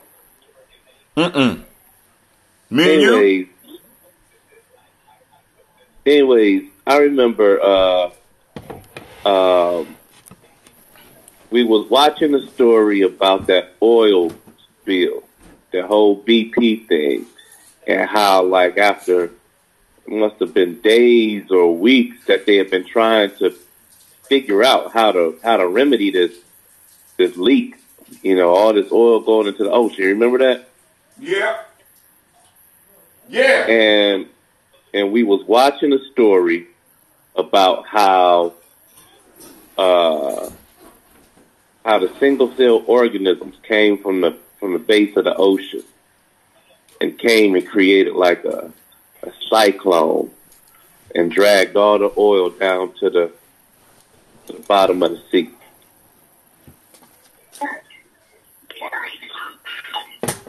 And the conversation was about belief. Here we are. We so set on how will man clean up his own thing. That man had done something that he couldn't undo. And instead of giving credit to the universe or giving credit in the universe where it's due, We just kind of like bypassed that. A lot of folk just missed that happen. But it was nature, it was earth that healed itself. Y'all remember that? I'm trying to remember because you said that it was like a whirlwind that sucked the oil down, all of it? Yeah. It was the amoeba from the bottom of the ocean that came up and created a cyclone that sucked the oil back down to the base of the ocean. Somebody fact check this story. Because Chaka, because that was some. Listen, because we know you be on getting that killer, brother. I gotta check this story. No, but you know what? It is possible because there are some amoeba that will eat. I mean, you'd be surprised some of the organisms and some of the stuff that nature can consume and transform within that consumption. I mean, there are amoeba that will eat oil. Matter of fact, they got mushrooms that could. It's incredible, man. Nature is a beautiful mystery, and I think in many ways, we lose that. We lose the reverence for the mystery by pigeonholing it. You know what I'm saying? Because it's like, it's so much shit going on here.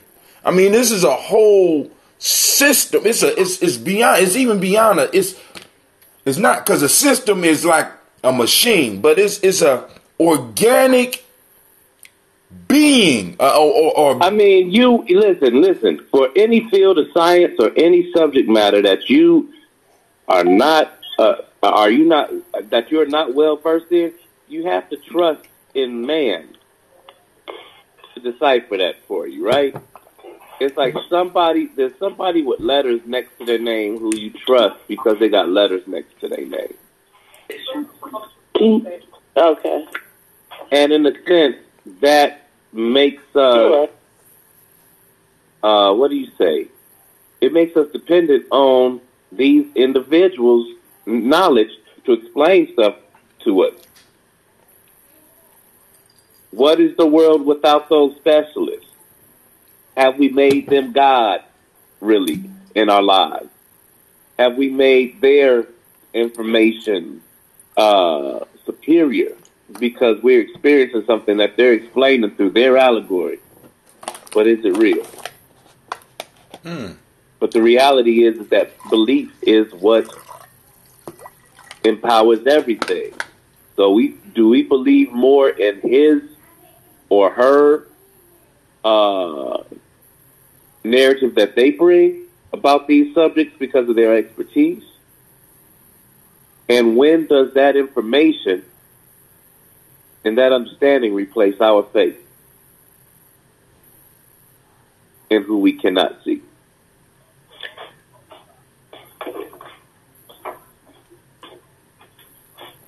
All right. Is that Shaka? Was that Shaka? Yeah, that was Shaka. Yeah. Quasi. Yeah. Did you erase all the videos for the conversation we had on Friday because it was so scattered? Because I don't see them on here no more. I did. I thought that I tried to save one, but I erased that one too. Oh, it's cool. It's cool. But they was all fucked up. That was fun. Yeah, I know. Really... I know. I just wanted to make sure because I'm like, damn, I just hope they ain't just pulling stuff off. So we had a dynamic discussion on Kaumba night with some brothers from the Moorish faith. I don't know if you call them Moorish faith or Moors. They just Moors. Moorish nationality. Yeah, Moorish nationality. And the discussion, because we were supposed to talk about a bunch of stuff, but the major discussion that really took over the little bit of time we had was the discussion about the ADOS piece. And one of the pieces that I didn't really get to cover was, sister, I can't remember the sister's name right now. She's going to look it up. But we have this issue with this census coming out in 2020. We also got the election in 2020 that's popping out.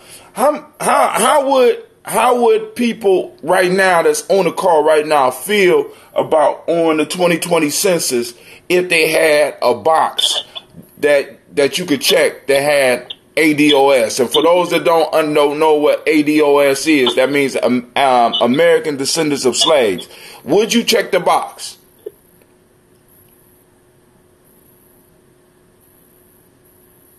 And people out there that's listening, would you check the box? If there was a designation called ADOS on there that you can identify yourself as in a sense a native-born, non-immigrant black person that is the descendants of slavery or American slavery, because we need to be specific with that. Would you check the box? I guess I would. I don't know. I don't know. Whether I would or wouldn't, it would be strategic, and I would do it with the understanding that I wasn't going to be expecting to get shit. I'm going to do it with the understanding that I'm going to position myself for the war that's inevitably coming directly at me just because they chose to put that there. That's only a sign of the times to me. That shit, they ain't giving me shit. They never have, never would. They going to fucking pry from their cold dead hands. That's my only... Well, hey, that's the only thing I'm willing to move on, dealing with them. Well, hey, that's, those type of situations can be arranged, right? You know what I'm saying? From their cold dead hands. Lady J, you still on the line? Would you check the box ADOS? I plead the fifth. I'd rather not answer. I'm not sure I have an answer at this point. Brother Shaka. Somebody cooking or washing dishes or something. Something going on in the kitchen. Sister Jackie, would you check the box? Tell me what the definition means again. Descendants of slavery. What's the A for? American descendant of slavery. Because, well, I mean, we could talk about that in a later. I mean, because maybe that might be something we need to talk about, because I'm thinking everybody is kind of in tune with it, but maybe we might need to have the discussion again. But would you be willing to check the box? Why not? Shit, why? I'm checking them. I'm putting a double X. Why not? I'm stepping. I would check the box. Read the comments, Tim. I'm trying to read the comments. You know this shit is slow. Damn. Navita, you can't keep on just running on this motherfucker. And Navita said, check the box. Because I didn't read it fast enough, she called to kind of force a nigga to read the box. I'm reading. She said read the comments. Hatim, yes. Let me ask you, Hatim. Go ahead. Because you know my concern, so let me I already know your concern. Articulate it, because I still don't know. I still don't even know where you. I guess I don't know. I don't know where you stand, and I don't know how much you are considering all of it. I want to know where your considerations are, because I'm sure we agree that ultimately they're not trying to give us shit. See, so and what's your thought? Because if they gave every person the equivalent of 40 acres and a mule that fit under that category, then that would be like probably $20 million or some shit like that in today's, that's true, mathematics. Right. And then we would take over the world in a weekend. Yeah. And then they would cease to exist in a couple decades. That's so cool. What strategically would be their interest in doing that? And you know what I'm saying? Do you really think that there could be any benefit that could come from that? Yes, and I'm about to give it to you. But let me read this, because Navita, if you type that up again, because I feel like Lady J, when she said I was threatening her, Navita said she would check the box. Are you satisfied? Are you happy? Navita said she would check the box. Now, this is the issue. Quasi, now. I think there's some more that's the only comment on there? Oh, yeah, that's the only one I'm seeing. Maybe I might need to refresh the whole screen. You think I need to refresh, Lady J? Because you saying there's more? I want to make sure that you live to see your next birthday, sir. So if I were you, I'd do whatever needs to be done to make sure all comments are read. Nah, well, I'm guaranteed to make it to my next birthday as long as I don't date a white woman, because then my sisters would kill me. I think that's the only thing that I possibly could do to be removed from this lifetime at this point in time. You know? Or a white man. God damn. No, I don't think the sisters will. I think they're gonna let the brothers handle that. And I got a couple brothers right now that when they get out, that shit is not going to be these. You know, nah, nigga, we ain't help you out with no money so that we can be. Nah, I gotta face the ancestors on that shit right there. I'm just like, yo, all my luck is gonna stop. Next time you get yourself in some fuck shit, don't pray. It's just done. But anyway,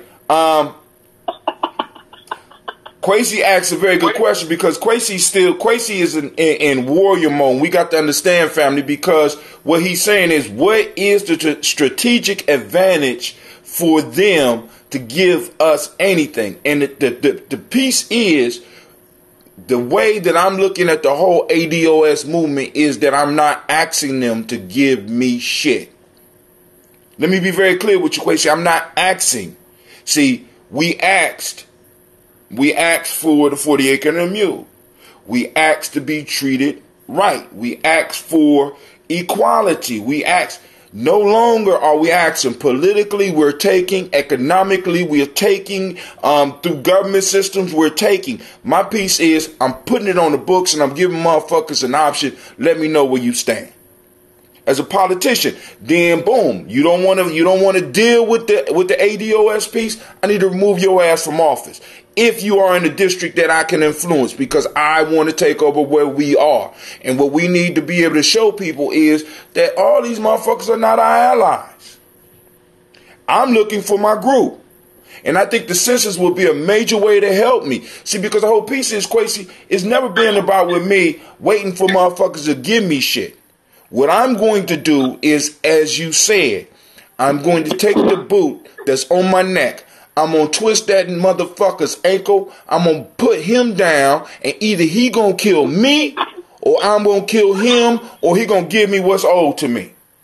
See, because now, because one of the issues for us is that we never really took credit. We never really, in any real form or fashion, other than us just getting upset and saying we built this country, we have never really took any international credit for what we have done.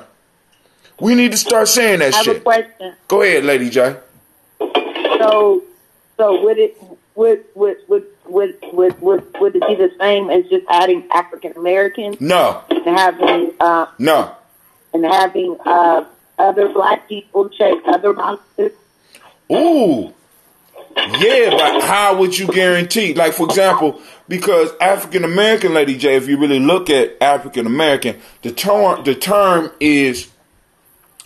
So what would stop? Correct, completely. You say it again? Yeah, but well, I guess what I'm trying to say is maybe we're African American, but I apologize in advance, but the Negro speaks rivers, and I just got a problem with. I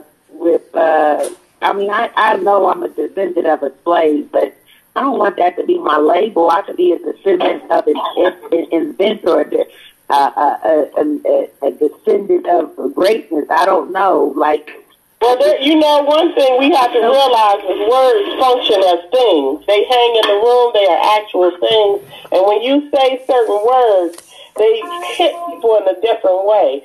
So it's not descendants of slaves. It's descendants of slavery, an institution, not a people, because we don't want to forget that these are people. That's why we always refer to our ancestors as the enslaved people, not slaves, never slaves. Yeah. So, well, in that sense, what race of people would not qualify to that title? Now, see, that's why you put the American on there. That's why. Can we play some bells on there? Can we play some bells on what he just said? Some who? To put some bells when he just said that. What you mean veils? Play your special effect music. Oh, the fuckery alert. You want the fuckery alert? Or you want the class bell? No, like the fireworks. Oh, the explosion. We can Oh, no, I ain't gonna give you that, Lady J. You gotta get your own sound effects, because that was some bullshit. But we also can't confuse indentured servitude or people who were enslaved in America in part of war tactics, like the Japanese. We can't confuse that with slavery. Now, I want to say this, because like you said, words do hang in there, and family, and I understand the enslaved. See, I want when I hit these motherfuckers, when we hit these motherfuckers, because part of the whole piece with the DOS is, boom, you broke us. Yeah. Now you're responsible for fixing us. You brought us from a continent as a group of people, and you basically put us through a point of you put us through an initiation. I'm not done. And I'm gonna get back to Shaka's little corny point. I'm gonna get back to see, but listen, Lady J, your whole existence for me. Let me just put it this way: a lot of us we're dealing with self-esteem issues. It's like, don't call me. And some of us the lack of. Nah, but hold on. Now, if you have a self-esteem issue, it's either you have an inflated self-esteem or you have a deflated self-esteem. See, you don't affect me either way by saying slaved, because one of the things that I do need people to understand is that the people are people. Our people were enslaved, and if you are enslaved, that means that you was a slave.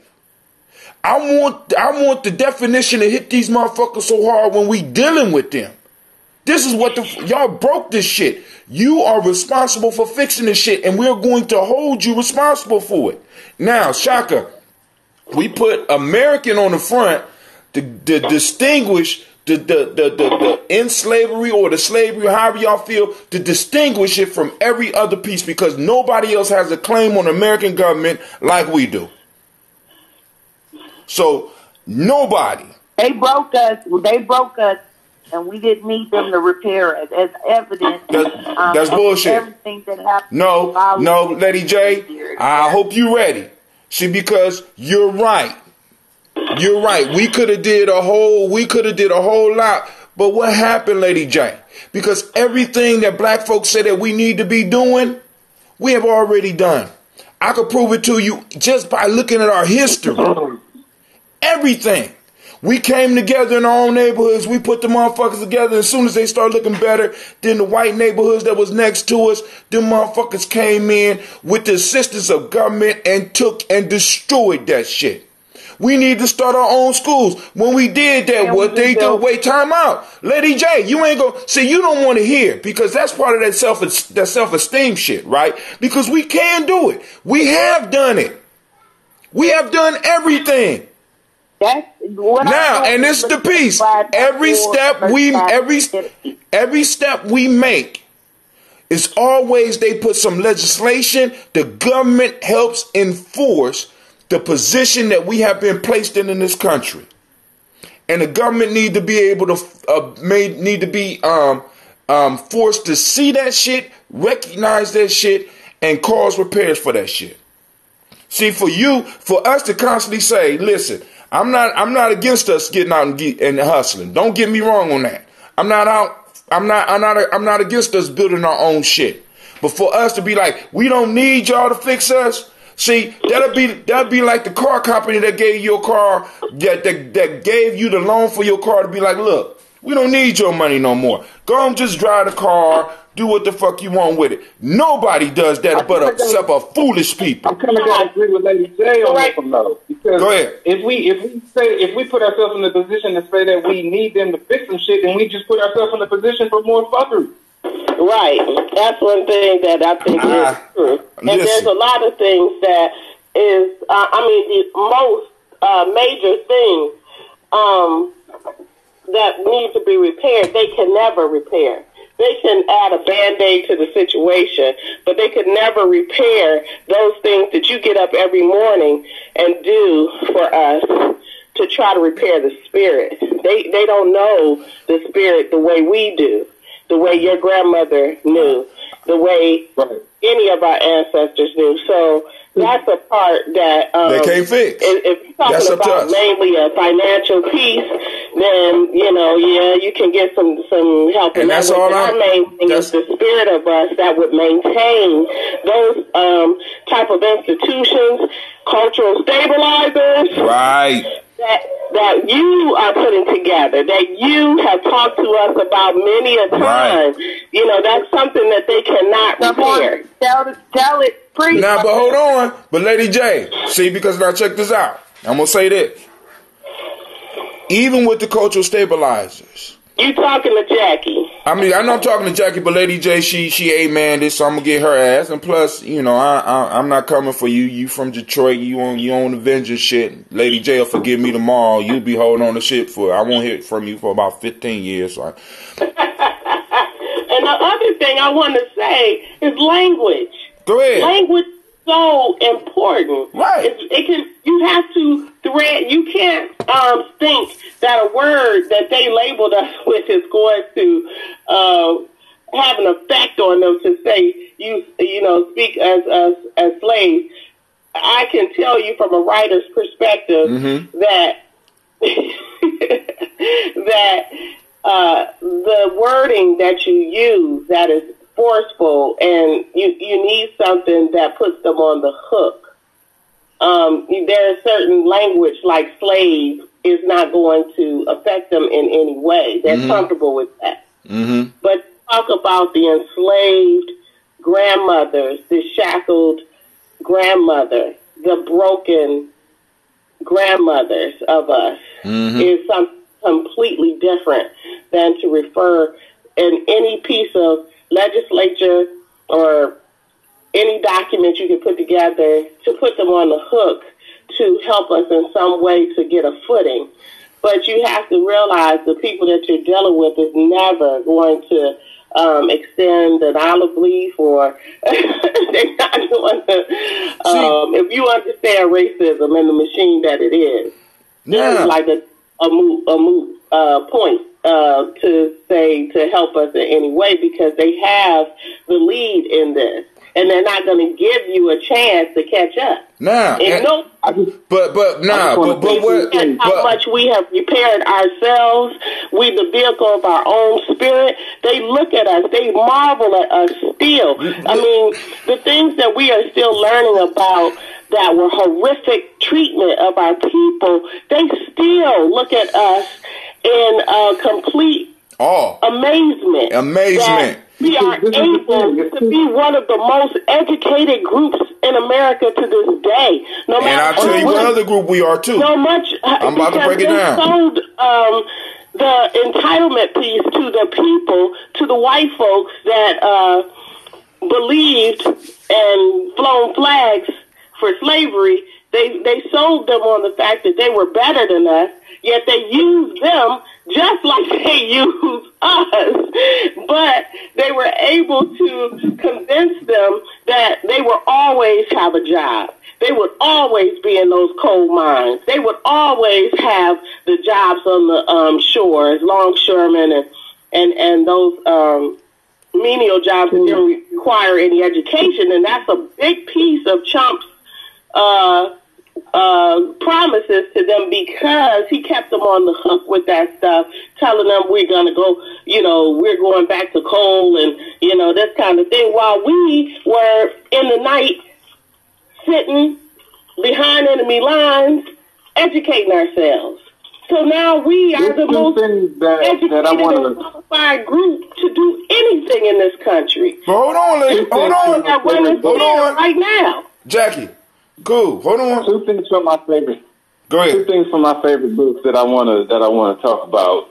I just want to drop the chapter. I'm about to get y'all. I'm about to get 48 Laws of Power. Go ahead. I'm glad you bringing it up. Go ahead. Because I'm about to get you. I'm getting all of y'all. Me totally. 33 Strategies of War. The Annihilation Tactic. I'm finished. All right. Now, one of the things that I want to just address is, of course, they can't fix the spirit. I'm not counting on them to fix the spirit, but the wealth disparity can be fixed without a shadow of a doubt. Certain policies that could work towards us can be fixed. Certain access to certain points of being able to receive certain things can be fixed. As a matter of fact, it will help us a lot. It will help us a lot in forming culturally stabilizing holidays if we had access to money as a special group. That shit is produced and developed by government. Certain guaranteed contracts so that we can make sure that a certain amount of our population remain employed with skills is something that the government can do. Now, somebody said 20 million. I'm not even asking for 20 million apiece. I'm just asking that you motherfuckers get out my way so that we can really get this game started. I'm not asking these motherfuckers.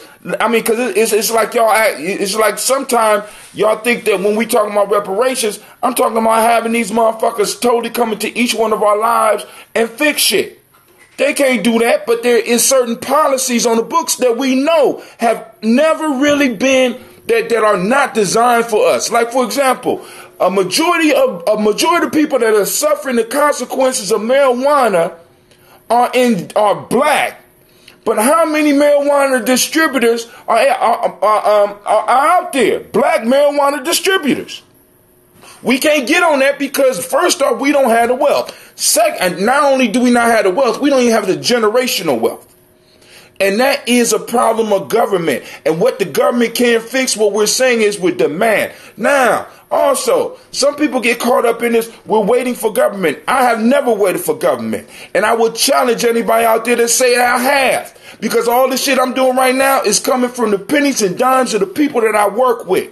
But there's certain shit that I know would be easier if government was either out my way or government had erected some shit. Affirmative action. That shit was supposed to be ours. But it's not. It's not. That's a government program. We know that. We know that there were certain loans that was not given to our ancestors. We know that there's certain things that happened to our ancestors during the Reconstruction. We know with certain things certain routes that our ancestors were denied during Jim Crow and slavery, and we stand in their shoes legally. So there is some type of way that shit can be fixed, at least from that standpoint. And let them handle the standpoint that they can't. If they resist, all I want these motherfuckers to be mad. I want them to be uncomfortable because I'm tired of sitting up in this motherfucking stalemate with motherfuckers not even understanding that they're at war.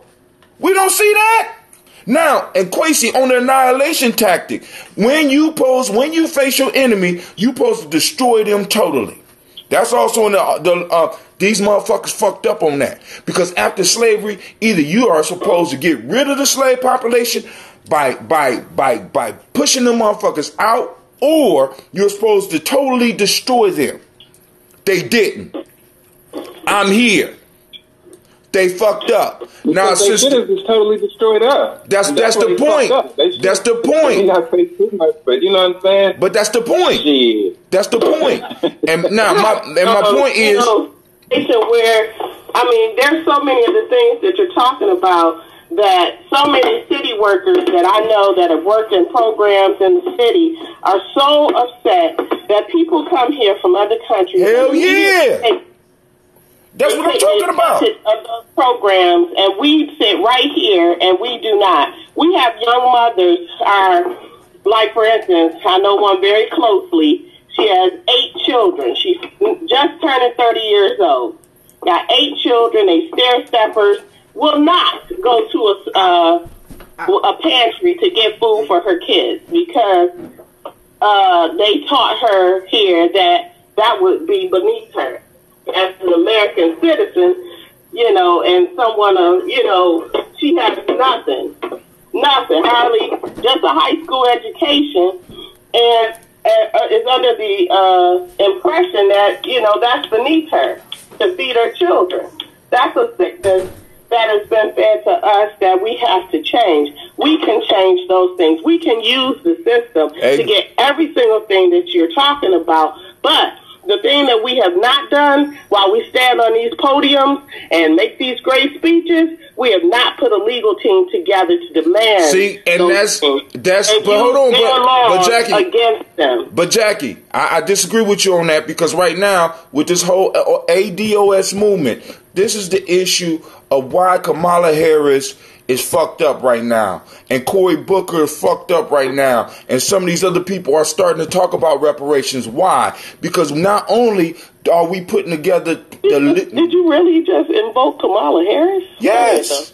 Yes, because part of the issue is when you look at it, not only, damn, did you hang up because I said Kamala Harris? Goddamn, I'm sorry. No, I ain't hang up. Oh, I'm sorry, okay. No, but the point that I'm saying is that reparations are part of politicians' conversations now.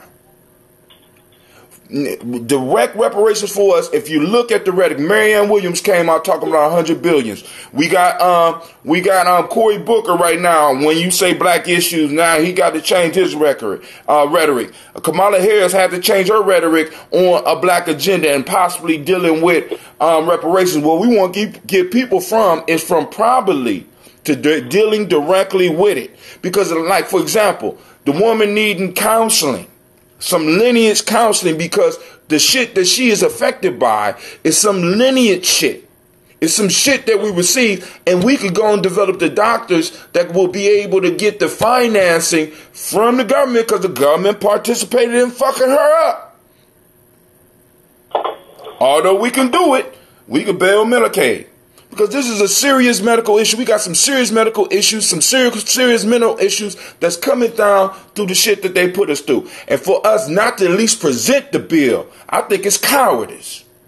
I'm hiding because I think that if I present the bill, they're going to get mad. Fuck that. Let them be mad. Let them deal with us in the way that you really, if we really enemies, please start dealing with me as an enemy. Let me know so I can kiss my children and be like, look, it's about to go down, baby. I love you. And I know a lot of us are scared of that shit. I just want the truth. That's it. I'm saying I pay these motherfuckers every time I go buy a pack of cigarettes. Every time I buy. Huh? I said that's the one thing I do commend Trump for, because we do know the enemy up front and close and personal now that he is in office.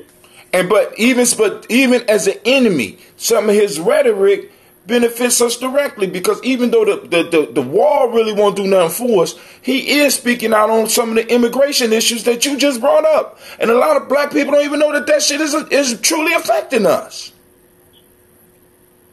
I mean, and it's crazy to me. And it's like, we can't keep on, listen, and Quasi, all I'm saying is, as men, we have a bill that we need to at least present.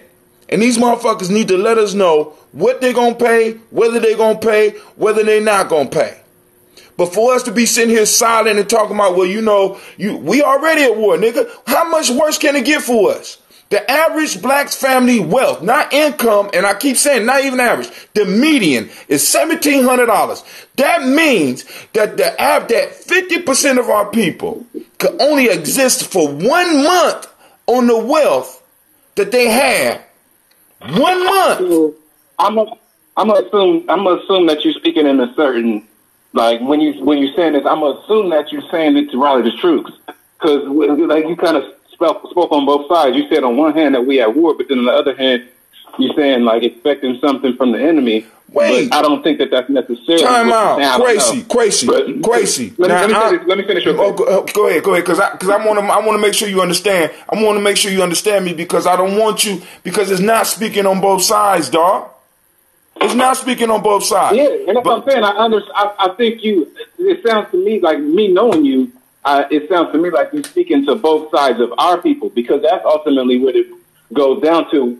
For me, it's waking up our people. I got this book. I be front, and I ain't even started reading the damn book yet, but I got it.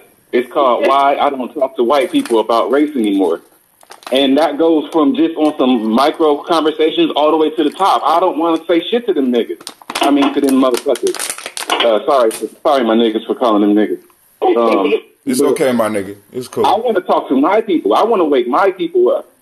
You know what I mean? I don't want to say shit to the enemy. And I do agree, if we want to write a war treaty, like a bottom line, draw a line in the sand and present this, okay, I'm down with that on some, but I'm also doing that under the understanding that they're only going to respond to that shit with force.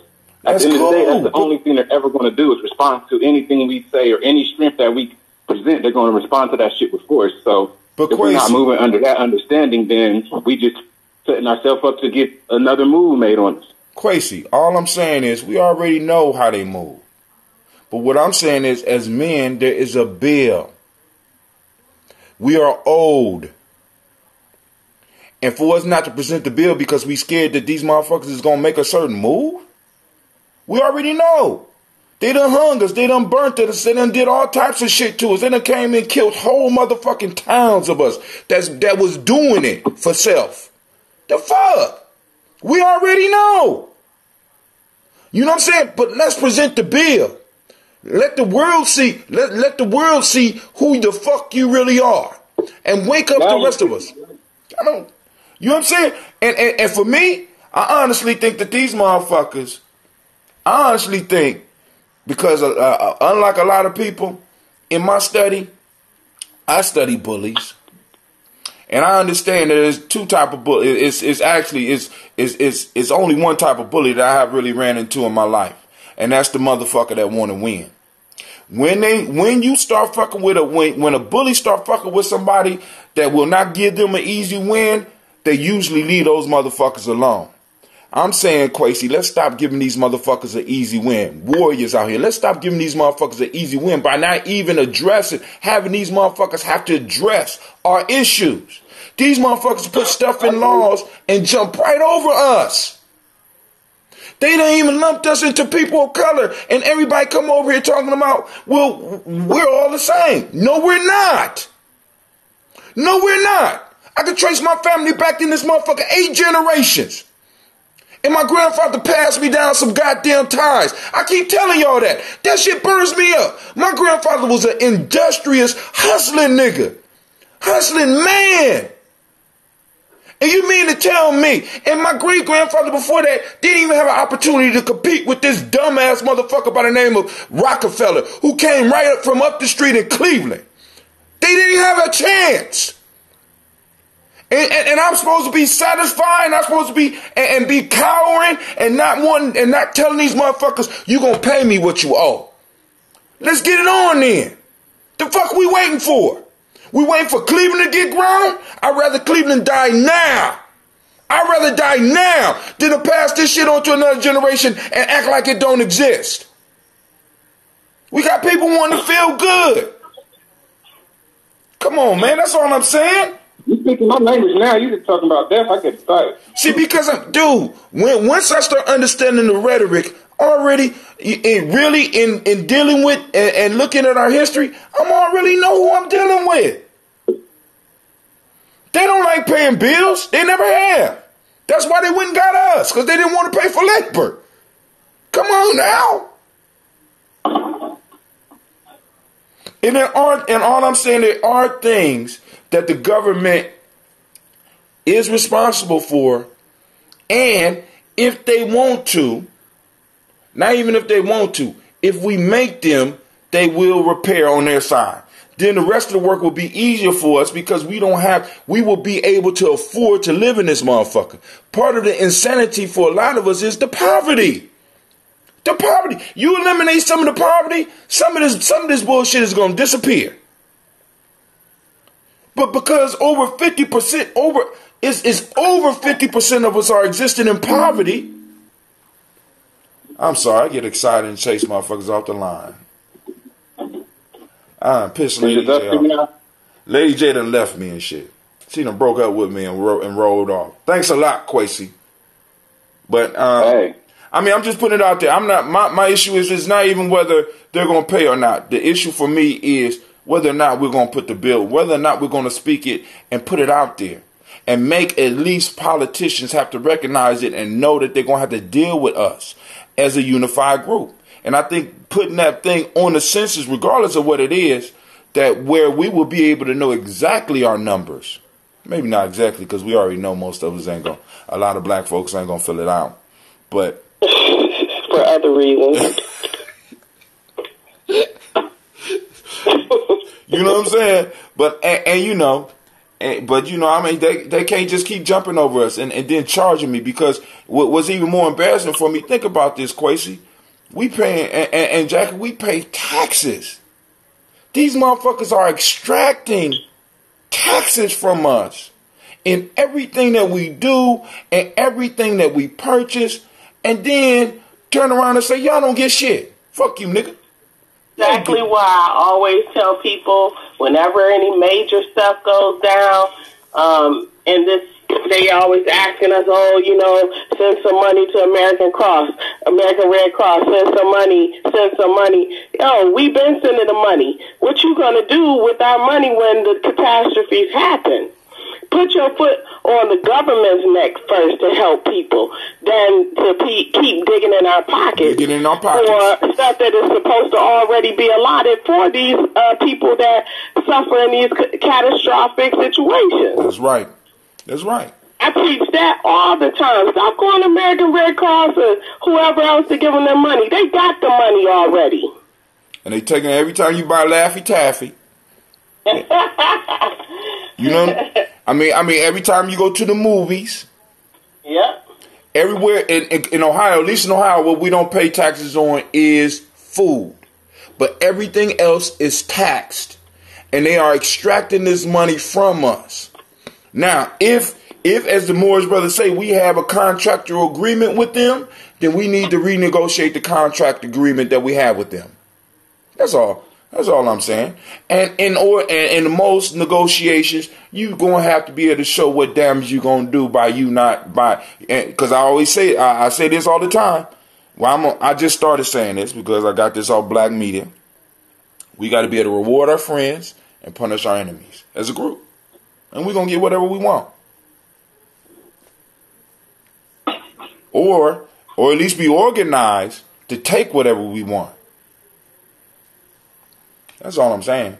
Because, you know, Quasi, how do you know that 20 years from now, 15 of the young men and women that we working with right now in some of these programs might not be in some power positions in this, at least in the city or maybe in the federal government, and be able to pull some levers for us to get whatever the fuck we want?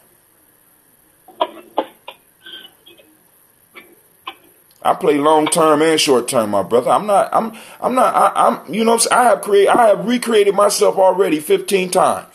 So I'm not even concerned about that shit. I'm playing long term. I'm playing war games. So I know that once the demand is on the table, it's only a couple of faces they're gonna show. They're history. Go ahead, I think bro. we kind of automatically sometimes do this, Tim. Like when we have differences with, I think we done just kind of fell into that role to where, I mean, you already know I respect you. I already know that. And one of the things that we've done over the years is we've presented each other with ideas that help each other come to new understandings. You know what I mean? So sometimes I think we automatically do it to help other people develop their thought process by presenting both sides of it. And that's really, in this conversation, you have presented me with things that have made me reevaluate my own perspective. You know what I mean? Like, and that's kind of what we need. Like it says, it takes a brilliant person to be able to hold two ideas in their head simultaneously without committing to one. You know what I mean? And that's the type of brilliance that we need to be able to get out of this. We need to be able to evaluate both sides of things and think. It's called thinking strategically, and that's something that the enemy has been doing, and I don't even think they're that damn good at it. I don't either. That's what bugs me out. I don't even think that. What's crazy to me is I honestly believe this, and after looking at years, and I mean after all the stuff that I'm looking at, these motherfuckers have been on a lucky streak for a very long time. Literally, if you look at history, they have been lucky.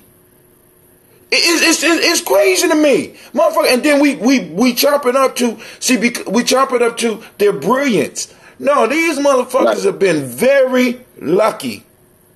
Because if they were smart, when they had all of that momentum in Africa, they would have just killed all of the Africans, kind of like they did all of the North Americans.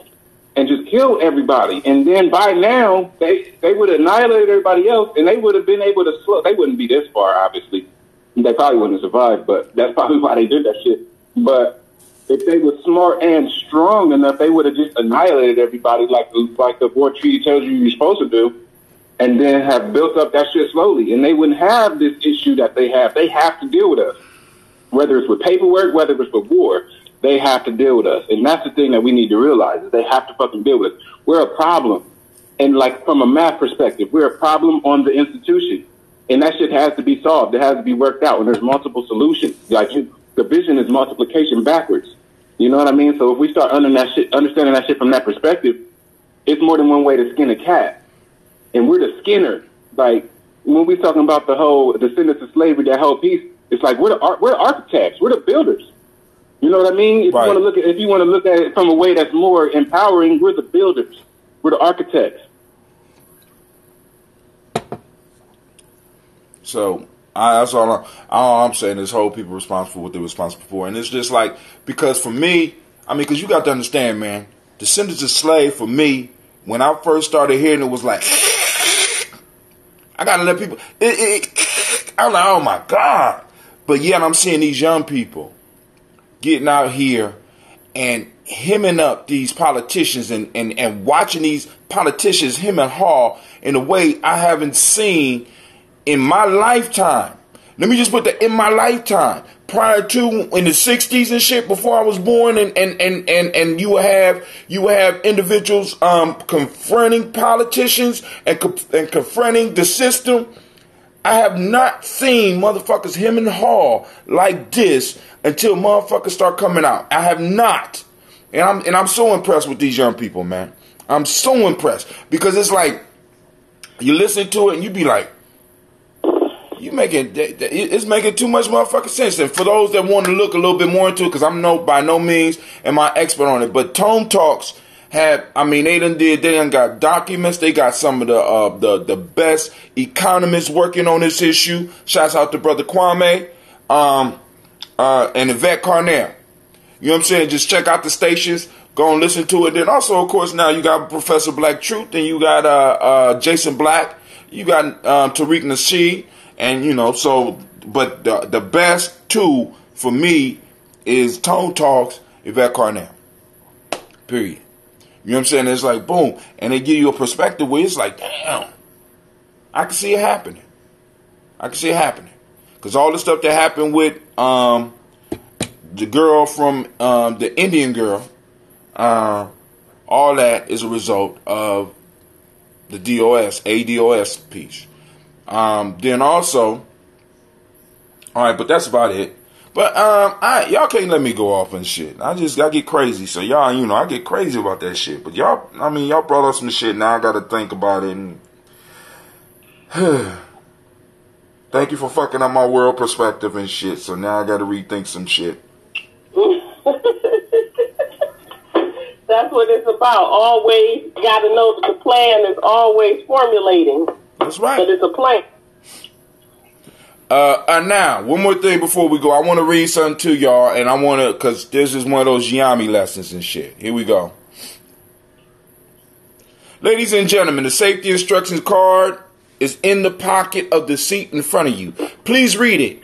It shows you the equipment carried on this aircraft for your safety. A life jacket is in the pocket under your seat. To put it on, place it over your head, clip on the waistband, and pull it tight.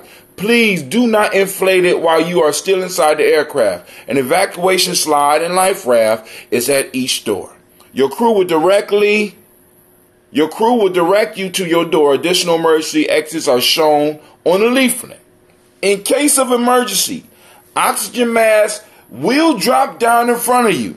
Please pull the mask down towards your face and place the mask over your mouth and nose. If you are traveling with a child, please attend to yourself first, then the child. Breathe normally. Adjust the headband to suit yourself. Real life here, Johnny. Hold on. Shasha! Why you up there screaming? Are you alright? Gina, you alright? I just heard somebody yelling shit. I'm sorry. Real life here. Sasha Slick, so I got to check on her. But now I read that because I want to go into this whole piece, because with the ADOS movement, there's some beef between but there's some discussion, some strong discussion between ADOS and other groups, especially Pan-African groups. Now, one of the things I want to say about that is one of the first things that we try to get individuals in Gye-Nyame to understand is some definitions. We got, in order to really create something, you got to have words in common. You got to have your own language. So in many cases, me and Kwesi could possibly get on the air and have a whole conversation without really anybody outside really understanding what we're talking about, unless they really got inside of Gye-Nyame. It's possible, because and the shit has been done before. But the point that I'm saying is, in Gye-Nyame, one of the first things that we work on is a nation, because a lot of people that come to Gye-Nyame are nation builders. And one of the first things that came to me was it made no sense for people to be running around calling themselves nation builders if they didn't even know what that shit was. Same thing with warrior. I'm a warrior. What's a warrior? You need to explain. You know what I'm saying? What's a warrior? So we could start breaking it down, looking at definitions. Now, getting back to the Pan-Africanists. Now, what Pan-Africanism says, and it's a beautiful thing, it's saying as a global community, we need to pull our resources so that we could take the world, or at least Africa, for Africans. Period. Black folks, all of us working together to fight against this West Asian horde that has rolled down into our lives and caused confusion all over the goddamn planet. And it's a beautiful plan. Let me put it this way, it's a beautiful idea. Now, what I had to do when I was looking at, because when I first started listening to these young people, was that, because I even call, because some of them might be old as me, but I know for a fact that two that I listen to are younger than me. When I started listening to Yvette Carnell and Tone Talks, the first thing that got me, that bothered me was, boom, they're going against the whole we all black thing. I don't know if I could really fuck with that. Now, I read this piece up front because I wanted to always remind people that in these emergency procedures, when the oxygen mask drops down, you're supposed to put the mask over yourself first. So now let's go to the definition of a nation from Gye-Nyame standards, which we basically pulled out looking in dictionaries and shit. What is a nation? A stable, historically developed community, people with territory, economic life, distinctive culture, and language in common. Now, in Gye-Nyame, we also teach that basically a nation, there's very little difference between a nation and a city. A nation is just a bigger piece. It's sort of like it's a group of cities together. So a nation and a city, it can fit the same definition. And a city and a county could fit the same definition. And a county and a community could fit the same definition. My fault. The county should come before the city because most counties are bigger than cities. So a county, then the city, then the community, and then within that community, what makes up that community? Groups and tribes. Tribes can fit the same definition that a nation does. And what is that? And then we could go down a little bit farther. We move from tribes to families, and families are composed of individuals. So now the question is, for me, is how do I best serve my people? Do I serve it by trying to put everybody mask on first, or do I serve it by putting on my mask so that I am better able to put the mask on my family and move up from there? So looking at the definition of a nation, if I take it, or if I look at the key of a nation, of a city, of a tribe, of a group, is that individual. If the individual is not learning to take care of themselves, then they're not going to be able to take care of the larger collective. Now, let me say this by saying this. Now, in Pan-Africanism, what Pan-Africanism is that we're taking care of all black people. What the ADOS movement is asking us to do is to first take care of us. Eliminate all the other bullshit. Focus distinctively on our issues here. Because when we solve our issues here, and we already know how we are as a people, and and anybody out here can attest for it. Once we get our shit straight here, we're going to reach out all over the world to start helping other people like us. So the beauty of this, and see, because for me, it's kind of hard for people to see that this movement is an extension of Pan-Africanism. Actually, you need this movement first in order for Pan-Africanism to actually come into reality. Because if black folks over here don't have shit, we're not holding on to shit, and we barely can help ourselves, but yet we're trying to focus on international issues, I think it's useless. That's just my personal opinion. So as me being a nation builder, right, before I'm a nation builder, because I tell people, you know, I'm not quite at the nation builder phase yet. Why? Because we don't have a goddamn nation. I'm at the tribe building phase. I'm a tribe builder. I'm a family builder and a tribe builder. I'm building families and tribes. And hopefully the next generation, like Kwesi and his crew, they'll be able to move up to city builders. You know what I'm saying? We call ourselves nation builder because that's a fly term. But right now I'm only at the tribe level. Hopefully I could be able to push the next generation like Kwesi and Deshaun and the brothers that's younger than me. I could push them to the city building level. And from the city building level, we could move to the state building level. And from the state building level, we could move to the nation building level. And then from there, we can move to the international level. But each of these are a level. And if we don't handle our businesses at each level, we make every level that we try to get after that, we put it at risk. And I think by us learning to handle our business and focus directly on what we are dealing with, will not only address our issues, but it will solve a lot of issues worldwide. I'm just saying, and I just wanted to cover that. So let's put on our mask first, family. That's all I'm saying. Let's put our mask on first. We got to build our families. We got to build ourselves. We got to build our families. We got to build our tribes. And then we got to build who we are right here in America so that we can be an example for other people. Because my whole life, people been telling me, as long as I've been traveling, it's almost as if people around the world are waiting for us to make a master move. And I honestly believe that this ADOS piece is a master move. Just like Marcus Garvey was right on time, just like Booker T. Washington was right on time, just like Elijah Muhammad was right on time. I'm thinking that this right here is the moment. And this is what we need to be pushing. You know, it could be something else out there I don't know about because a lot of people don't know about the ADOS. Do I still got callers? Y'all still out there? Why y'all let me go that long? I appreciate it, though. You had to get that out for all that good positive vibes. I'm just saying, man. Yeah, people needed that, and that's so real because honestly, I don't know. My theory is that on a more ancient level, that it was just tribe and nation. You know, tribe and nation, and beyond that, I think a lot of that is that European or that West Asian control mechanism is trying to micromanage everything and break it down to so many manageable units. Ooh. Because the type of control that they want to have is unnatural. So they need to go to greater lengths to keep order.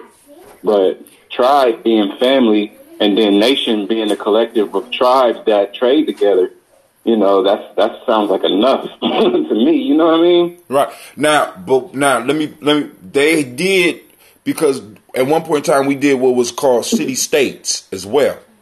You understand what I'm saying? Because like certain of the places in Africa, we wouldn't really classify them as nations. We would classify them as city states.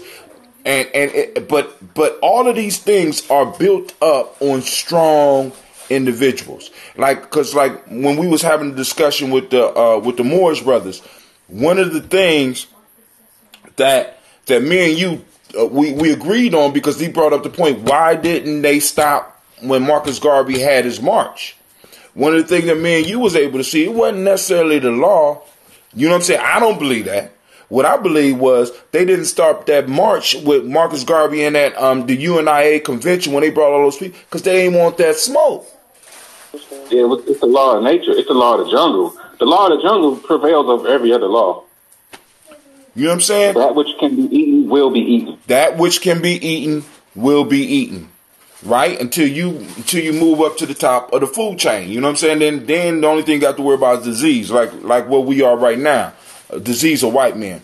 I'm not at the top of the food chain yet, but I'm working on it.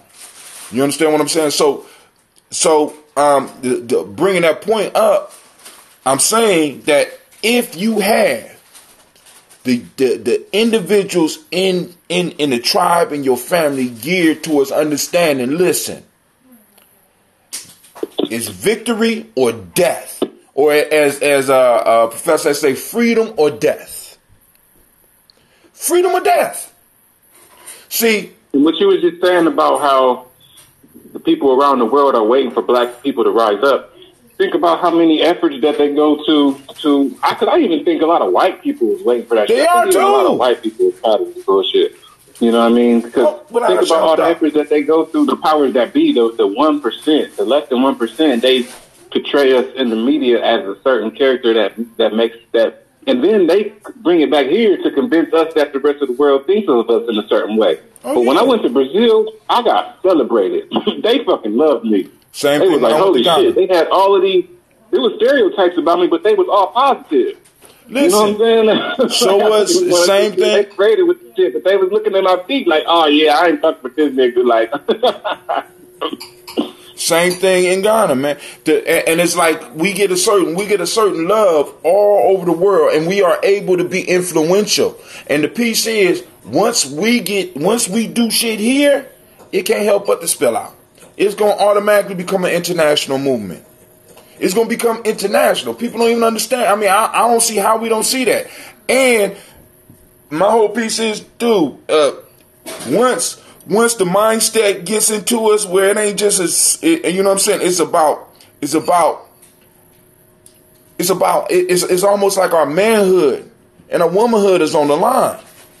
Because what I think what a lot of people, the mindset that they're in is the same mindset that we talked about yesterday when we was talking about Steve Harvey.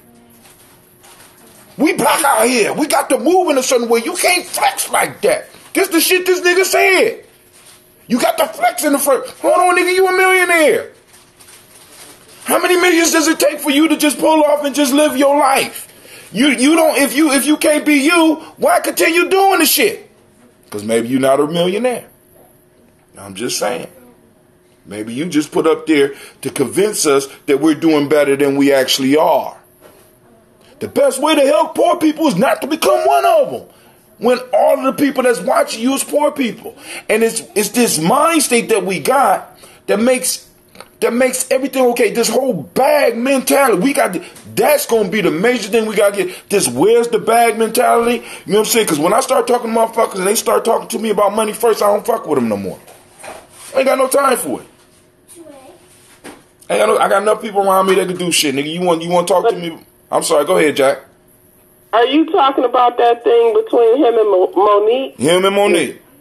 Because the thing is, that whole industry is straight up, bullshit. Yeah. So, to be quite honest, the shit he talking about is how they move amongst each other anyway. And the thing about Monique is, she's an opportunist as well. Oh, yeah. And wasn't starting no fight for because, come on, Netflix is paying black folks. The issue here is, are you qualified to make that same dough? And then when she wasn't given that same treatment, because, she's funny and everything, but she ain't no Dave Chappelle. Quite honestly, you just can't compare the two. It's apples and oranges. I never really seen her shit. I appreciate where she's coming from, but it is not altruistic. It is not it's something I see regularly in Baltimore.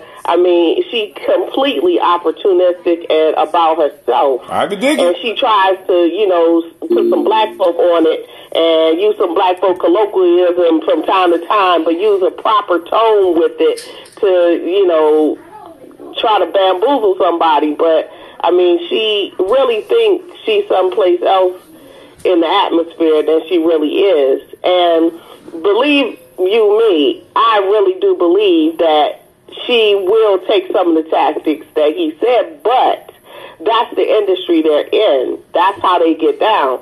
it ain't nothing like what you talking about, what level you on. You can't even bring them into the conversation at all. But what I'm saying is that mind state comes into the conversation. Because it's the money game. It's the, you know what I'm saying? It's not the integrity game, it's the money game. And I do see, go ahead. Go ahead. Well, I mean, well, as far as Monique in the interview with Steve Harvey, and yeah, she's an opportunist as well, but some of her points that she made, in my opinion, when she broke down, even though you may not, she may have been funny. First of all, I remember when Monique was at her height, and she was very funny. And I remember she was one of the top female comedians that were out at one time. I remember when she did I Could Be Your Cellmate, everybody loved that. I remember when she was in Roscoe Jenkins, she's won an Oscar. And when you go to the credential piece, she has something that none of the other comedians that she mentioned had. But her initial issue was not with the Chappelle and the others. Her issue was really with the fact that they had given Amy Schumer more money, because Amy Schumer came and said, hey, y'all ain't paying me enough, and I feel like y'all need to pay me more. And they was like, you know what? You're correct. And I'm sorry, go ahead. I've been talking.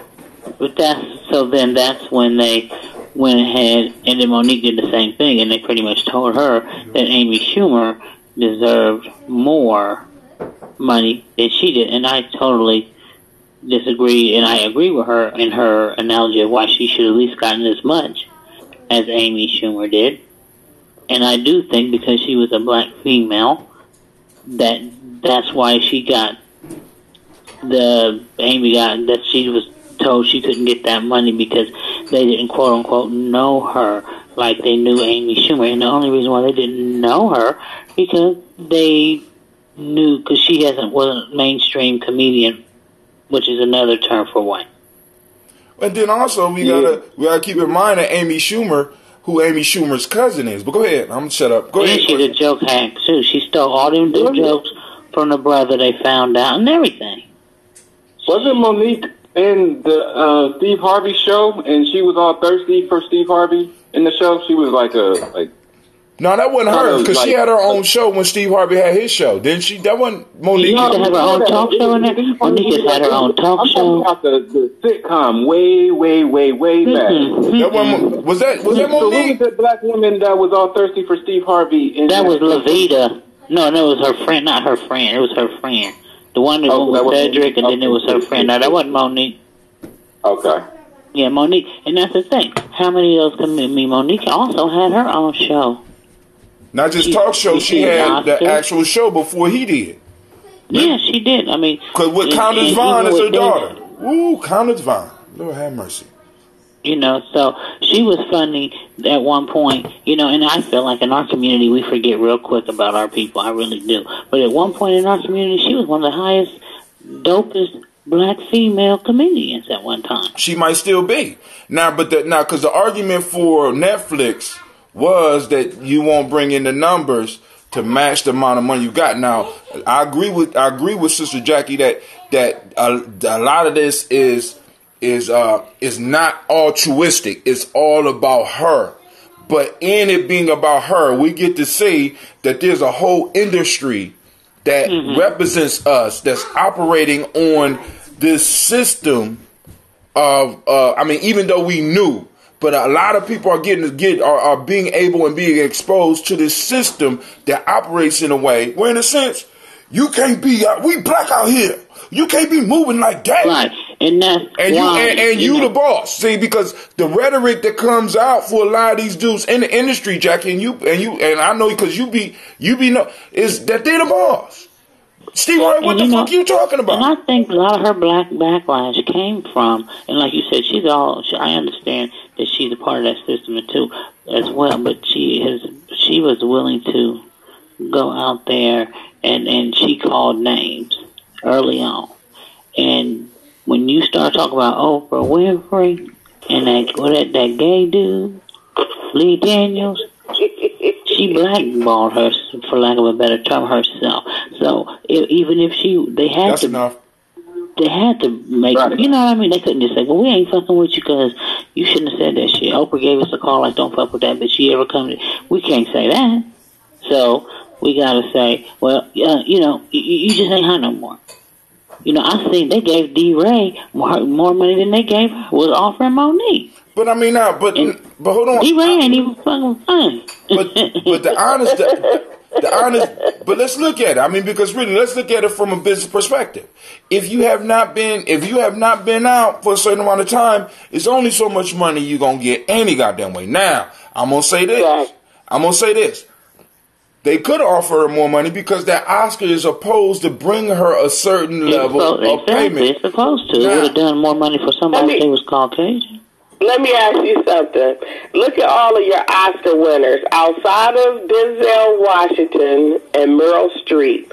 How much work do you see Oscar winners get after they get that Oscar? That's why I like you, Jackie. You cold as fuck. I know 3. Samuel L. Jackson. Look at Halle Berry. Halle Berry been working her ass off. So we talking about just Oscar winners across the board. Unless you are this unfathomable level talent like Denzel Washington or Meryl Streep, they immediately close the door. And what they do it for is because of that. I gotta pay you now. I gotta really put you on.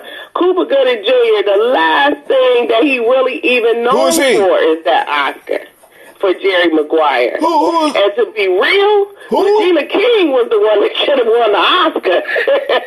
Did Regina King win the Oscar? Huh? Did Regina King win the Oscar?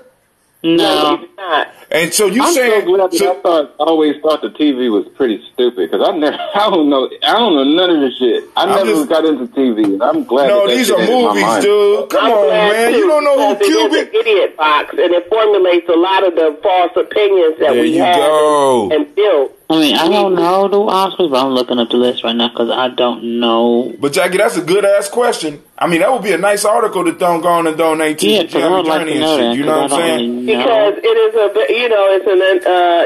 everybody looks around at these Oscar winners like, oh, they about to really get some work. Nah, dog. It don't go down like that. And also, what's his name? I hate to bring him up, but Drake was mentioning at the Grammys. He was like, just because you talented. Oh, they said they turned off his microphone. What happened? They said they turned off his microphone. Yeah, they did. They did. They cut him right off because he let the young people know you have plenty of talent and you don't have to depend on these award shows to validate it. Just because I'm standing here with this doesn't mean that that's where I get my validation from, my talent from, anything. I connect with my people, and everything that he needed to say was said before they cut his mic off. That's what I said. I heard they cut his mic off. You mean? What'd you say? Yeah, I heard that. I heard what you said. You know, someone was telling me about what. They try to silence a brother, Yeah, and the other thing, like when he won his last Oscar for Training Day, the first thing he said was, this is great and everything, but me and my family was planning on partying tonight either way. So thank you. All right, we're done. That was the end of his speech. And because they know the game that they play. You are on deck for whatever mental warfare they have for you that year. What tone they want to set in the country that year. The entertainment industry is purely there to hypnotize and bring you to certain realizations that they want you to focus on. It's a complete deterrent from reality. And they are using it. It is a vehicle of racism. Because, and one thing that we have to realize, racism has nothing to do with race. It really and truly has nothing to do with race. That's a whole nother show. The race piece is just a distraction. That's a whole nother show, Jack. Don't start that shit right now, please, because that shit but is so dope. But if you really want to just sit some kids down and get them on the elementary level of how racism works, once again, I'm telling you, watch that movie, Free State of Jones. They made sure they kept that out of the Oscars. They put that movie on complete hush, and you know they love Matthew McConaughey. What's for Free that State? movie to go, What is it called? It's called The Free State of Jones. It's one of the best history lessons for our children and most white folks. And everybody should be watching it today. And Is it on Netflix? What is it? Is it on Netflix? It may be on Netflix. I'm not certain, but I think it is. I might be able to get it on Amazon. I got that shit too. Yeah. Okay. But so I'm on. So we got with our homework assignment. Miss Jackie said, because now she's pretty good because she just suggested a book that I check out. A Warmth of Other Suns. Yeah. Read it today. That shit was that shit was pretty enlightening.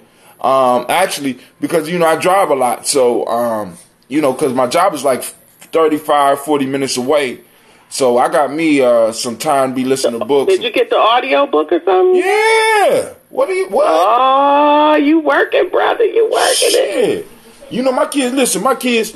I refuse to. I refuse on most cases. Every now and then I might put on something for a couple of minutes, but I refuse to play this shit on the radio for my kids. Yeah, it's NPR if I do, or it's YouTube. the stuff we listened to growing up. You know what I'm saying? But The Warmth of Other Suns, you found the audio version of that? Man, that shit was good as hell. I got that if you want. I mean, if you don't got audio, I could go on and just send you it, and you can listen to that. That shit is good. Oh well, that's my friend Isabel Wilkerson. So that's her book. And look at her showing out. You see how she just name dropped real quick. Sorry about the inadvertent word name drop, but I'm here. You know what I do, so right. I got a lot of name drops. But that book is very enlightening to our process and understanding ourselves. And she that was blood, sweat, and tears on every page. What was dope? Please. What was dope about the book was it gave you factual information within the stories that were told, and that is a monumental task for someone to be able. I mean, you know what I'm saying? It's hard to write like that because usually you got people that can write great fact books, but they put you to sleep, and you got other people that can write great story books, but it don't have nothing to do with reality. She combined that shit to where it's like, I said, damn. It's like reading a novel, but it's all fact. Right. I'm trying to follow to the end to see what happened to this character. Right. And it's not a character, it's your brother. It's your brother. Like, wow, this is my Uncle Joe. Because because she did them going to Detroit. She did it going to Chicago, and I remember going out west. I don't remember nobody really coming to Ohio. I ain't tell her. Tell her I feel some shade on the fact that she didn't cover some Southern people coming to Ohio and shit. Well, we know they're there. No, they did New York too. She did the East Coast. She did everything but the Midwest. She did the East Coast. I guess Chicago and Detroit is the Midwest, and she did way out west. So she covered all of those zones. I mean, that shit was beautiful. That shit was beautiful. Did you do the whole thing? You finished it? Yeah, Jackie, I did that. I did that after you. Well, okay. I did that right after. Do you still have your recorder on, Gina? I know. Oh, I did that right after you told me about it. He said, you need to get Warmth of Other Suns. I said, let me go and check this out, because you kept on. I said, let me go and check this shit out. So next time she comes. One of the best things you'll ever read. I ain't going to say that. I ain't going that damn far, but I'm going to say it was good. It was for me. I'll say that for me. It was one of the best things because it enlightened me in so many ways. You are so much more enlightened than I in certain areas. So I'm very maybe dim, I baby. needed an extra... I needed it told to me this way. I am just a storyteller. That's it. I mean, that's all. You know what I'm saying? So it's like, and that whole enlightenment shit that, because it does not put no extra food on the table. You know what I'm saying? And it's like, it's not even, because like I was, cause we was, Quincy asked a question, he said, cause he was trying to make a point about, are people being read, and we're having a conversation that a lot of people are not going to be able to get because they're not as well read as us. So, you know, he started asking people how many books they read, and I said, I read about 3. He said, you know what I'm saying? And he just looked at me and said, man, stop. You know, I know he wanted